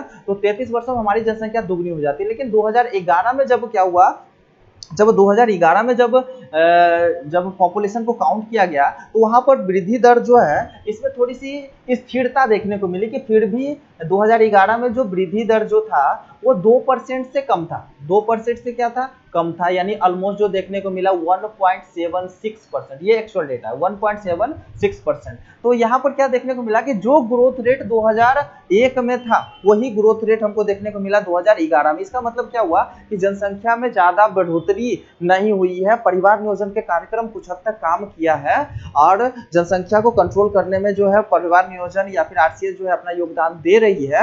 और अगर ये डेटा बना रहा तो पहले के जो डेटा था, यानी 2001 ईस्वी में जो अनुमान लगा था कि हमारी जनसंख्या 33 वर्षों में डबल होगी, लेकिन 2011 में देखा कि ये जो अस्थिरता को ध्यान में रखते हुए कि अभी 2% से पार नहीं हुआ, 2% से कम ही है, और थोड़ा सा बढ़ा 1.76% के आसपास हुआ है। और इसके अनुसार यह अनुमान लगाया गया कि अब जो हमारी संख्या, पहले जो हमारी जनसंख्या 33 वर्षों में डबल होनी थी, अब जो जनसंख्या है वो 50 वर्षों में डबल होगी। इसका मतलब कहीं ना कहीं हम क्या कर रहे हैं, अपने पॉपुलेशन को कंट्रोल करने का काम कर रहे हैं। पढ़े लिखे लोग जो है, हम दो और हमारे दो को जो है साकार कर रहे हैं, उसको अपना रहे हैं, और जनसंख्या जो तेजी से एक्सप्लोज हो रही थी उसको कंट्रोल करने का काम कर रहे हैं, ठीक है ना। भारत में जो पहली जनसंख्या हुई थी, इंपॉर्टेंट है बाबू, ध्यान रखना, ये क्वेश्चन जो है पूछा गया है कि भारत में जो पहली जनगणना हुई थी वो 1872 ईस्वी में हुआ था, पहली जनगणना। वहां पर 18 बोल रहे हैं हम, 1872, यानी कि उस टाइम जो था अंग्रेज का शासन चलता था, ठीक है ना। तो अंग्रेजों ने ही जनगणना की शुरुआत कराई थी। तो 1872 ईस्वी में सबसे पहली जनगणना जो है भारत में देखने को मिला। तो अगर आपसे कोई क्वेश्चन पूछे बताइए भारत में सबसे पहला जनगणना कब हुआ था, तो 1872 ईस्वी में हुआ था। और उसके बाद दूसरा जो जनगणना हुआ 1881 ईस्वी में हुआ। पहला जनगणना 1872 ईस्वी में और दूसरा 1881, यानी कि 9 वर्षों का अंतर था। 1872 और 1881, यानी क्या था, 9 वर्षों का अंतर था। और जब 81 में जब क्या हुआ कि दूसरी जनगणना हुई, तो दूसरी जनगणना के बाद क्या हुआ, सरकार ने, जो ब्रिटिश सरकार था, उसने ही फिक्स कर दिया कि अब जो जनगणना इस देश में होनी है वो प्रत्येक 10 साल में होनी है। तो 10 साल में जो जनसंख्या, जो 10 ईयर जो होते हैं ना बाबू, उसको वन सेंसस कहते हैं, वन सेंसस कहते हैं, ठीक है ना, वन सेंसस कहते हैं।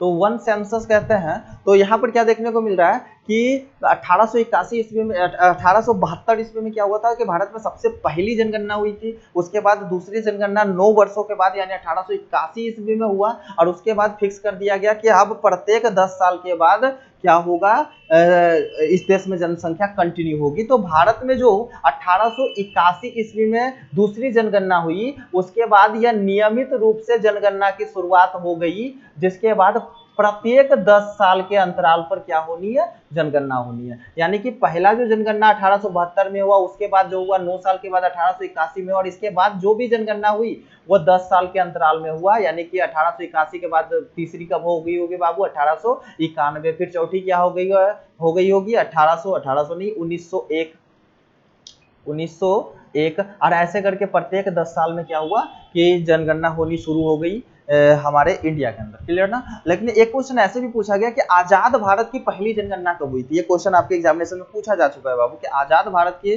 पहली जनगणना कब हुई। तो यहाँ पर आप देख रहे हो ना कि हर एक के 10 साल में, यानी कि पहले 81 है, एक लगा हुआ, फिर दूसरे में एक लगा हुआ, फिर तीसरे में एक लगा हुआ, यानी ये 10 साल का गैप देखने को मिल रहा है। लास्ट में क्या एक है, जिससे अभी हमने बात किया ना 2001 ईस्वी में जनगणना हुई। उसके अनुसार जो हमारा पॉपुलेशन ग्रोथ रेट था वो कितना था, 1.7% था। ठीक है ना। फिर हमने बात किया 2011 ईस्वी, ठीक है, यहाँ पर जो पॉपुलेशन की ग्रोथ रेट थी वो 2% से कम ही देखने को मिला, यानी 1.76% के आसपास देखने को मिला। ठीक है। तो यहाँ पर जो पॉपुलेशन की जो काउंटिंग हो रही है, जो जनसंख्या की जो जनगणना हो रही है, वो प्रत्येक 10 सालों में फिक्स कर दिया गया। कब फिक्स किया गया, 1881 ईस्वी में। 1881 ईस्वी में इंडिया में दूसरी जनगणना हुई थी। और यहाँ पर नेक्स्ट क्वेश्चन ये राइज होता है कि आजाद भारत की पहली जनगणना कब हुई, तो 1951 ईस्वी। क्योंकि आपको पता होना चाहिए कि हमारा जो इंडिया आजाद हुआ था, 81 की बात कर ले, उसके बाद 91 की बात कर ले, 1 की बात कर ले, और इसके बाद अगर हम आगे चलते जाते तो वो ब्रिटिश का ही राज था, ब्रिटिश जमाने में हो रहा था। लेकिन भारत जब आजाद हुआ तो आजादी के बाद सबसे पहली जनगणना कब हुई, तब आजादी जब हुआ था 1947 ईस्वी में ना बाबू। और नियम के अनुसार जो जनगणना होनी है वो कब होनी है, 51 में होनी है। यानी कि भारत में, आजाद भारत में जो पहली जनगणना हुई थी आजाद 1947 में, और इसके बाद सबसे पहली बार जनगणना कब हुई आजाद भारत में, 1951 ईस्वी में हुआ। ठीक है ना। तो ये डेटा जो है आपके दिमाग में होने चाहिए। यहाँ से क्वेश्चन जो है हम आपको आंसर, आपको जो है असाइनमेंट में भी डालेंगे और आपको जो प्रैक्टिस भी करवाएंगे। ठीक है। इसके आगे अब यहाँ पर हम अभी जनसंख्या की बात कर रहे थे कि जनसंख्या जो है हमारी लगातार बढ़ रही है। ठीक है। तो जनसंख्या विस्फोट के कारण को लिखना है कि अगर जनसंख्या विस्फोट हो रहे हैं उसके क्या कारण है। हम पहले ही बात कर चुके हैं कि जो बेहतर फैसिलिटीज हमको मिल रही है, बेहतर जो स्वास्थ्य सेवाएं मिल रही है, मातृ मृत्यु दर में जो कमी आ रही है, शिशु मृत्यु दर में जो कमी आ रही है, प्रजनन योग्य आयु वाले जो लोग हैं उसकी जनसंख्या बढ़ रही है। इसके कारण क्या हो रहा है कि हमारी जनसंख्या ग्रो करती जा रही है, जन्म लेते जा रहा है और उसके बाद उसकी मृत्यु हो नहीं रही। ठीक है ना। मृत्यु कैसे होगी कि इतनी अच्छी फैसिलिटीज हमारे देश में है, इतने बड़े बड़े जो है आप कह सकते हो कि हॉस्पिटल्स है, वहाँ पर इतनी अच्छी चेकअप्स होती है, तो कैसे एक आदमी की डेथ ही नहीं होगी। तो जाहिर सी बात है पॉपुलेशन इंक्रीज करती चली जाएगी। तो यहाँ पर क्या है, जनसंख्या विस्फोट के जो है कौन कौन से कारण है उसको लिखना है। ठीक है। तो निम्नलिखित कारण हो सकते हैं। पहला, निर्धनता। हम हमेशा कहते हैं निर्धनता हमेशा निर्धनते को जन्म देती है। ठीक है ना। जो गरीब व्यक्ति होते हैं, जो अशिक्षित व्यक्ति होते हैं, उसको कितनी भी परिवार नियोजन के बारे में बता दो, काहे को समझ रहे हैं। ठीक है ना।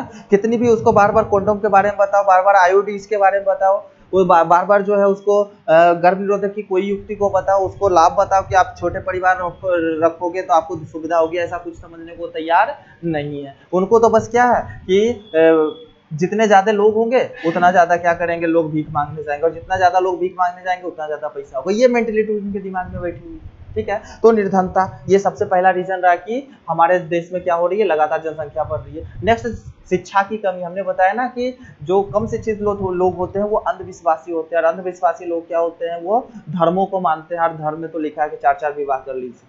ठीक है ना। तो ये जो है कहीं शिक्षा की कमी भी क्या हुआ, जो समझदार लोग हैं, शिक्षित लोग होंगे, वो हम दो हमारे दो। ठीक है ना। कुछ तो और भी अच्छे जो सेंसियर होंगे, हम दो और हमारे एक, उससे ज्यादा का जो है प्रोसेस नहीं रखेंगे। तो शिक्षा की कमी जो है दूसरा कारण रहा। धार्मिक मान्यता है, धर्मों में लिखा हुआ है हम 4 विवाह कर सकते हैं, धर्मों में लिखा है कि बच्चे जो होते हैं भगवान की देन होते हैं, हम चाहे जितना पैदा करें, जनसंख्या तो बढ़ेगी ना बाबू। धार्मिक मान्यता है। बाल विवाह, जितना कम उम्र में शादी होगा, रिप्रोडक्टिव जो ड्यूरेशन होगा उतना ही अधिक होगा। अगर हम क्या करते हैं कि किसी बच्ची का जो है पहला मेंस्ट्रुअल साइकिल 13 वर्ष में शुरू हुआ, 13 वर्ष में इस बच्ची का विवाह करवा देते हैं, तो इनके पास जनन करने के लिए कितनी समय हो जाएगी, इनके पास जनन करने के लिए टोटल समय जो होगा 50 वर्ष में इनकी मेनोपॉज होनी है। ठीक है। तो ये 13 से 50 के बीच में जन्म कर सकते हैं। तो जाहिर सी बात है इसके पास जन्म के लिए लंबा टाइम मिल रहा है, तो लंबे टाइम में ये ज्यादा बच्चे को पैदा करेंगे, ठीक है ना। बाल विवाह, ठीक है। अगर हम इनके विवाह ही करवाते हैं 18 साल में या 21 साल में, तो इनके पास क्या होता है, जन्म के लिए कम टाइम होते हैं, तो हो सकता है कि इतने के बीच में जो बच्चे पैदा हुए थे वो तो ये कट जाता है ना बाबू, वो ये उत्पन्न नहीं करवा पाते, तो जनसंख्या कंट्रोल में आती है, ठीक है। तो बाल विवाह ये रीजन रहा। नेक्स्ट, संयुक्त परिवार, ये सबसे बड़ा रीजन है बाबू। वो फैमिली जो कंपोजिट फैमिली है, ठीक है ना। कंपोजिट फैमिली का मतलब हो गया कि एक ही घर में क्या है कि घर जो है बड़ा सा घर है, उसमें चाचा चाची है। उसके बाद क्या हो रहा है, उसके बाद क्या हो रहा है, हम लोग चाचा चाची है, 4-5 चाचा चाची है। उसके बाद क्या है कि हमारे जो है मम्मी पापा है, ठीक है, भाई बहन है, बहुत बड़ा परिवार है, सब लोग मिलके रह रहे हैं। कोई जो है गोतिया नैया वाली बात नहीं है कि हाँ यहाँ पर दीवार हो गया, उधर आपका इधर मेरा, ठीक है। सब लोग जहाँ पे मिलके रहते हैं वहाँ पर लोगों की कमी नहीं होती, वहाँ पे बहुत सारे लोग होते हैं, ठीक है ना। और जहाँ पर लोग अधिक होंगे वहाँ पर क्या देखने को मिलेगा कि वहाँ पर जनसंख्या तेजी से वृद्धि करेगी। कैसे वृद्धि करेगी, हम बात को समझते हैं कि अगर हम बात कर लेते हैं, एक छोटा सा एग्जांपल ले लेते हैं कि कोई दंपति है, एक मेल है और एक फीमेल है, उसकी नई नई विवाह हुई है और उनको फ्लैट लेकर जो है उनको दिल्ली में रहना पड़ रहा है। वो जॉब कर रहे हैं, दिल्ली में रहना पड़ रहा है। वो अपने माँ बाप को नहीं ले गए, चाचा चाची को नहीं ले गए, वो कपल ही है जो दिल्ली पहुंचे। तो वो चाहेंगे कि हमारे पास इतने ही बच्चे हों, ठीक है, जितना हम दोनों टेक केयर कर सकें, ठीक है। तो वो या तो एक बच्चे को पैदा करेंगे या तो 2 बच्चे को पैदा करेंगे। लेकिन अगर वही कपल जो है घर पे होते हैं तो उनको बच्चे की टेक केयर की चिंता नहीं होती है, क्योंकि वो 10 बच्चे भी पैदा कर लेंगे तो घर में चाचा चाची है, नाना नानी है, सब कोई है, ठीक है ना। हम नहीं चेक कर, हम काम पे निकल जाएंगे, मेरी पत्नी काम पे निकल जाएगी, घर पे बहुत सारे लोग हैं जो हमारे बच्चे की देख रेख कर लेंगे, हाँ या ना। तो जितना संयुक्त परिवार होता है बच्चे की देख रेख के लिए लोग अधिक होते हैं, और जब लोग अधिक होंगे तो देख रेख का कोई चिंता नहीं है। तो इस एवज में क्या करता चला जाता है, व्यक्ति अपनी जनसंख्या को बढ़ाता चला जाता है। बेहतर स्वास्थ्य सेवाएं, ठीक है ना, एनसीईआरटी के अंदर डिस्क्रिप्टेड है कि लोग की जो मरने की दर है वो काफी कम हो गई है, क्योंकि बेहतर स्वास्थ्य सेवाएं हमारे आसपास में मौजूद हो गई है। बड़ी से बड़ी बीमारियों को इलाज हम कर सकते हैं, ठीक है ना। हम हार्ट को इम्प्लांट कर सकते हैं, हम किडनी को इम्प्लांट कर सकते हैं, और इम्प्लांट करके हम क्या करते हैं, लोग को बचा लेते हैं। तो जाहिर सी बात है जब लोग बचे रहेंगे तो जनसंख्या तो बनी रहेगी ना बाबू। मातृ मृत्यु दर, पहले क्या होता था कि जब बच्चे का जन्म होता था, तो या तो माँ की मृत्यु हो जाती थी या तो बच्चे की मृत्यु हो जाती थी, ठीक है ना। तो 10 में से 4-5 कंडीशन ऐसे देखने को मिल जाते थे। तो जब मृत्यु हो रही थी, कुछ में बच्चे की मृत्यु हो रही तो जनसंख्या घटी, कुछ में माता की मृत्यु हो रही जनसंख्या घटी। लेकिन यहाँ पर क्या, बेहतर फैसिलिटीज मिलने के कारण, आरसीएच प्रोग्राम धड़ल्ले से चलने के कारण क्या हुआ कि मातृ मृत्यु दर यानी एमएमआर, मदर मोर्टिलिटी रेट में क्या आई, कमी आई। माताएं जो मर रही थी वो अब नहीं मरती है, ठीक है ना, इसमें कमी आई। उसके बाद जो शिशु जो बेवजह मर जा रहे थे इन्फेक्शन के कारण या फिर और दूसरे बीमारी के कारण, क्या हो गया, इनमें कमी आई। तो जाहिर सी बात है जब ये सारे लोग जो जन्म ले रहे हैं वो बचे हुए हैं, जो पहले से जन्म लिए हुए वो बचे हुए हैं, जो वृद्ध है वो भी बचे हुए हैं क्योंकि उनको ट्रीटमेंट मिल रहा है वो बचे हुए हैं। तो जब सारे लोग जीवित ही रहेंगे तो जाहिर सी बात है जनसंख्या तो बढ़ती ही चली जाएगी ना, और प्रजनन योग्य आयु वाले लोगों की जनसंख्या में क्या होती गई, लगातार वृद्धि होती गई। तो ऐसे सब बहुत सारे रीजंस है जिसके कारण क्या हो रहा है, लगातार हमारी जनसंख्या बढ़ती जा रही है। तो यहाँ पर हमको लिख के इसलिए बताना पड़ता है बाबू कि आपको एग्जामिनेशन में क्या करना होगा कि आपको लिखना पड़ेगा ना, ठीक है ना। बेसिकली आप बोर्ड्स की तैयारी कर रहे हो तो वहां पर तो लिखना पड़ेगा, इसलिए। चलिए इसके आगे क्या है कि ये इतनी तेजी से हमारी जो जनसंख्या बढ़ रही है तो उसका हमारे जीवन पे क्या इफेक्ट पड़ रहा है, हमारे देश पे क्या इफेक्ट पड़ रहा है, और हम किस समस्याओं का सामना कर रहे हैं, ठीक है। तो जनसंख्या वृद्धि के परिणाम को हम समझने की कोशिश करेंगे कि अगर ऐसे ही जनसंख्या बढ़ती रही तो हम लोगों को आगे चलकर कौन सी परिणाम का सामना करना पड़ेगा, या फिर अभी हम कौन कौन से परिणाम को झेल रहे हैं, ठीक है ना। तो सबसे पहला है निर्धनता। हमने अभी बोला ना, निर्धनता हमेशा निर्धनते को जन्म देती है। जिनके पास जो एक कपल है जो झोपड़ी में रह रहे हैं, ठीक है ना, उनके पास ज्यादा जमीनें नहीं है, ठीक है, और वो क्या किया, 2 बच्चे को जन्म दिए, तो दोनों को बांटना है, प्रॉपर्टी को बांटना है, तो 20 से बांट देंगे, ठीक है ना। तो माता पिता के पास तो थोड़ा बड़ा प्रॉपर्टी था, लेकिन जब बच्चा जन्म लिया तो 20 से बढ़ गया, वो और गरीब हो गया, वो बच्चे को पैदा करेगा वो और गरीब होगा, तो क्या हो जाएगा, निर्धनता। जनसंख्या बढ़ाते जाओगे आप निर्धन होते चले जाओगे, ठीक है ना, क्योंकि आगे की जनरेशन को आप वही दोगे जो आपके पास होगा, ठीक है ना। आगे का जनरेशन वही पाएगा जो आपके पास है। तो निर्धनता हमेशा निर्धनते को जन्म देती है, ठीक है ना। नेक्स्ट है बेरोजगारी। अब क्या होता जा रहा है बाबू, आप किसी भी यहाँ पर क्या है कि जनसंख्या हमारी इतनी तेजी से आगे बढ़ती जा रही है, उतनी तेजी से जो है रोजगार के अवसर प्राप्त नहीं हो पा रहे हैं, ठीक है ना। हमारी जनसंख्या जो है रैपिडली ग्रो करती जा रही है, और उतनी रैपिडली जो है इंडस्ट्रीज की संख्या नहीं बढ़ रही है, उतनी रैपिडली जो फैक्ट्रीज की संख्या नहीं बढ़ रही है, उतनी रैपिडली जो है जॉब के अवसर हम लोग को प्राप्त नहीं हो पा रहे हैं। अगर एक छोटा सा वैकेंसी निकलता है, एक छोटा सा वैकेंसी, चपरासी का भी वैकेंसी निकल जाता है, तो अगर 10 वहाँ पर सीट होते हैं तो वहाँ पर अप्लाईज हो जाते हैं, हजारों में हो जाते हैं, वहाँ पर लाखों में हो जाते हैं, हाँ या ना। तो यह कहीं ना कहीं बेरोजगारी को शो कर रहा है कि काम करने वाले लोग अधिक है, काम क्या है, कम है।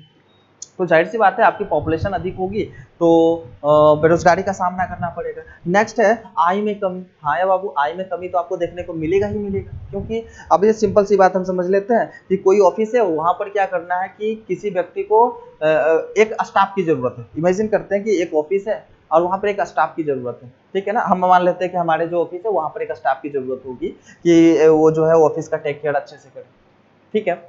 तो हम क्या करेंगे, जैसे ही हम लोगों को बताएंगे कि हाँ हमारे हमको जो है एक आदमी की जरूरत है, तो आएंगे कितने, क्योंकि बेरोजगार तो बहुत पड़े हुए हैं, ठीक है ना। 10-15 आ जाएंगे, क्या आ जाएंगे, 10-15 आ जाएंगे। अब क्या देखने को मिलेगा, अब उसमें हम तय करेंगे कि जो कौन जो है समझदार है और कौन कम पैसा से काम करेगा। तो उसमें कुछ का रेट हाई होगा, कुछ का रेट कम होगा। और जो बिजनेस कर रहा है तो जाहिर सी बात है वो सोचेगा कि जो जितने कम रेट में आदमी मिल जाए उतना बेटर है। तो बेरोजगारी का आलम ऐसा है बाबू कि जो काम जो है अच्छे कॉस्ट पे किया जा सकता है, उसके लिए भी लोग क्या करते हैं, काफी कम दाम में भी वो काम करने को एक्सेप्ट कर लेते हैं, क्योंकि अगर वो काम नहीं करेंगे तो जो मिलने वाला पैसा है वो भी नहीं मिलेगा, उसके जगह पे दूसरे लोग काम करके चले जाएंगे, हाँ या ना। तो यहाँ पर आय में कमी देखने को मिल रहा है, ठीक है ना। आपकी इनकम कम देखने को मिल रही है, क्योंकि आप जिस चीज काम को जानते हो वो काम करने वाला व्यक्ति बहुत है। अगर आप ईगो दिखाते हो, आप कहते हो कि नहीं हम इतने से कम में काम नहीं करेंगे, तो दूसरा कोई व्यक्ति होगा जो आपसे कम में काम कर लेगा, तो जो बिजनेसमैन होगा बाबू उसी व्यक्ति को रखेगा कि सेम काम को कम दाम में कौन कर रहा है, ठीक है ना। कम दाम में आप करोगे तो आप में आपके आय में क्या आएगी, कमी आएगी, महंगाई, ठीक है ना। अब वस्तु कम होगी, वस्तु कम होगा, जैसे जैसे हमारी पॉपुलेशन बढ़ती जाएगी तो वस्तुओं की डिमांड बढ़ती जा रही है, भोजन की डिमांड बढ़ती जा रही है, ठीक है ना। जल की डिमांड बढ़ती जा रही है, खाद्यान्नों की डिमांड बढ़ती जा रही है, घरों की डिमांड बढ़ती जा रही है। तो डिमांड, किसी भी चीज का डिमांड अधिक होता है, मांगने वाले लोग अधिक होते हैं, और वस्तु कम होता है ना, तो उस वस्तु की कीमत अधिक लगती है।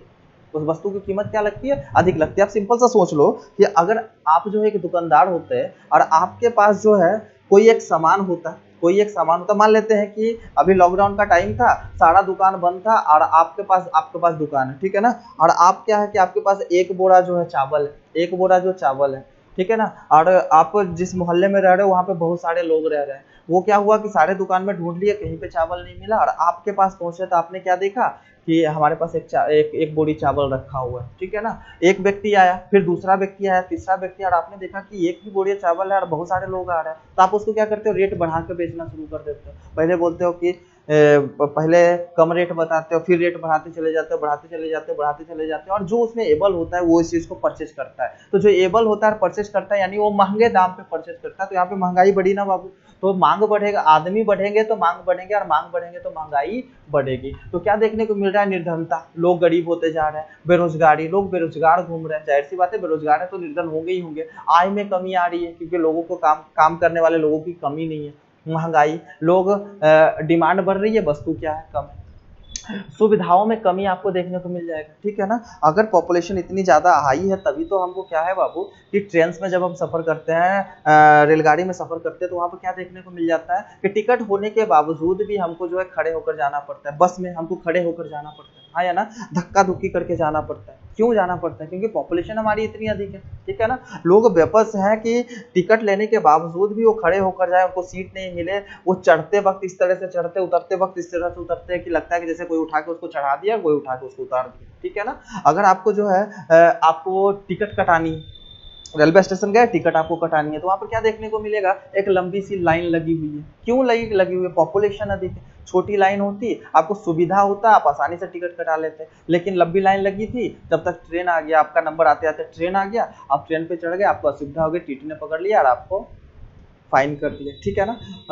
तो ये सारी चीज़ों से सुविधाओं में कमी, बैंक में आप जाते हो काफ़ी अपने पैसे निकालने के लिए आपको काफ़ी भीड़ का सामना करना पड़ जाता है, आपको जो है काफ़ी लंबी लाइन में लगना पड़ जाता है। तो कहीं ना कहीं क्या है कि यहाँ पर आपको सुविधाओं में कभी सरकार चाहती है कि आपको सुविधा दे, लेकिन आपकी पॉपुलेशन इतनी अधिक है कि वो सुविधा चाहकर भी नहीं दे पाती, ठीक है ना। तो यहाँ पर सुविधाओं में कमी आ जाएगी, प्रदूषण बढ़ेगा, ठीक है ना। जितना ज़्यादा हम लोग हमारी जनसंख्या होगी उतना ज़्यादा वस्तुओं का उपयोग करेंगे, और जितनी ज़्यादा वस्तुओं का उपयोग करेंगे उतनी ही खराब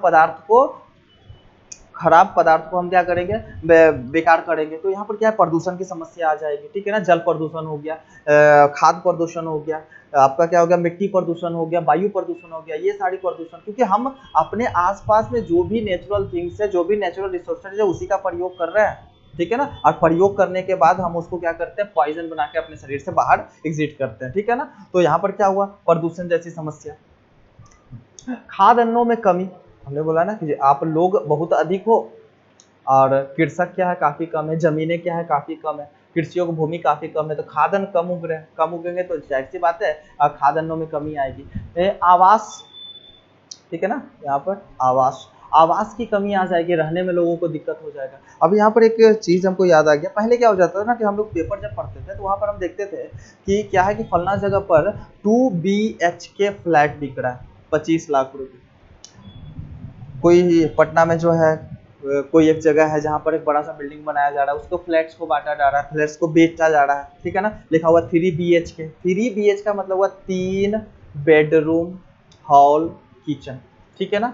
2 BHK का मतलब 2 बेड हॉल किचन। लेकिन अब क्या लिखा होता है, अब क्या लिखा होता है 1KR, ठीक है ना, 1KR या RK, 1RK, 2RK, 3RK, ऐसे करके लिखा, ठीक है ना। तो BHK का मतलब क्या होगा कि 2 बेडरूम है, हॉल है, किचन है, ठीक है ना। अब क्या है कि 2RK यानी 2 रूम है और एक किचन है, हॉल तो गया काम से, ठीक है ना। और उसकी दाम करोड़ों में लगती है। तो क्या हो रहा है, लोगों को रहने में क्या हो रही है, दिक्कत हो रही है, पोशाक की कमी हो रही है, ठीक है ना। एजुकेशन में कमी आ रहा है, हम लोग जो है अपने बच्चे को फी नहीं दे पाएंगे, ज्यादा एजुकेशन, ज्यादा पॉपुलेशन रहेगा तो बच्चे को फी नहीं दे पाएंगे। तो ये सारी प्रॉब्लम्स का जो है सामना जो है हमको जो है करना पड़ रहा है आज के लिए, ठीक है ना बाबू। तो जनसंख्या वृद्धि के क्या परिणाम है, क्या रिजल्ट होंगे, और इसी तरह से अगर बढ़ते रहे तो हमको किन किन चीजों का सामना अभी करना पड़ रहा है, और आगे चलकर वो समस्या और बड़ी होती चली जाएगी। इसके लिए यहाँ पर जरूरत है कि हम अपने परिवार को नियोजित करें, हम अपने परिवार को कंट्रोल करें, हम अपने परिवार को वेल प्लान्ड करें और उतने ही बच्चे को पैदा करें जो कि हमारे आर्थिक दृष्टि से और हमारी आर्थिक दृष्टि से और हमारे जो है देश के हित की दृष्टि से सारे मायने में क्या हो, समान हो, ठीक है ना। हम इस तरह से बच्चे को प्लान करें, हम अपने जनरेशन को इस तरह से आगे बढ़ाएं कि हमारे किसी भी बच्चे को, यानी हमारे नहीं, हमारे देश में रहने वाले किसी भी लोग को जो है पोशाक की कमी नहीं हो, किसी भी लोगों को आवास की कमी नहीं हो, किसी भी लोगों को खाद्य अन्नों की कमी नहीं हो, कोई भी लोग जो है प्रदूषण का शिकार नहीं हो, किसी भी लोग को असुविधा नहीं हो, कोई भी लोग की कमाई कम नहीं हो, कोई लोग बेरोजगार नहीं घूमे। तो इन सभी समस्याओं को अगर दूर करना है तो सिंपल सा फंडा है, हम अपने पॉपुलेशन को क्या करें, कम करें, ठीक है ना बाबू। तो अब हम क्या करते हैं कि हम नेक्स्ट जो टॉपिक है, ठीक है ना, उसकी स्टडी हम कल करते हैं। तो तब तक जो है आप लोग पढ़ते रहिए। ठीक है बाबू, थैंक यू।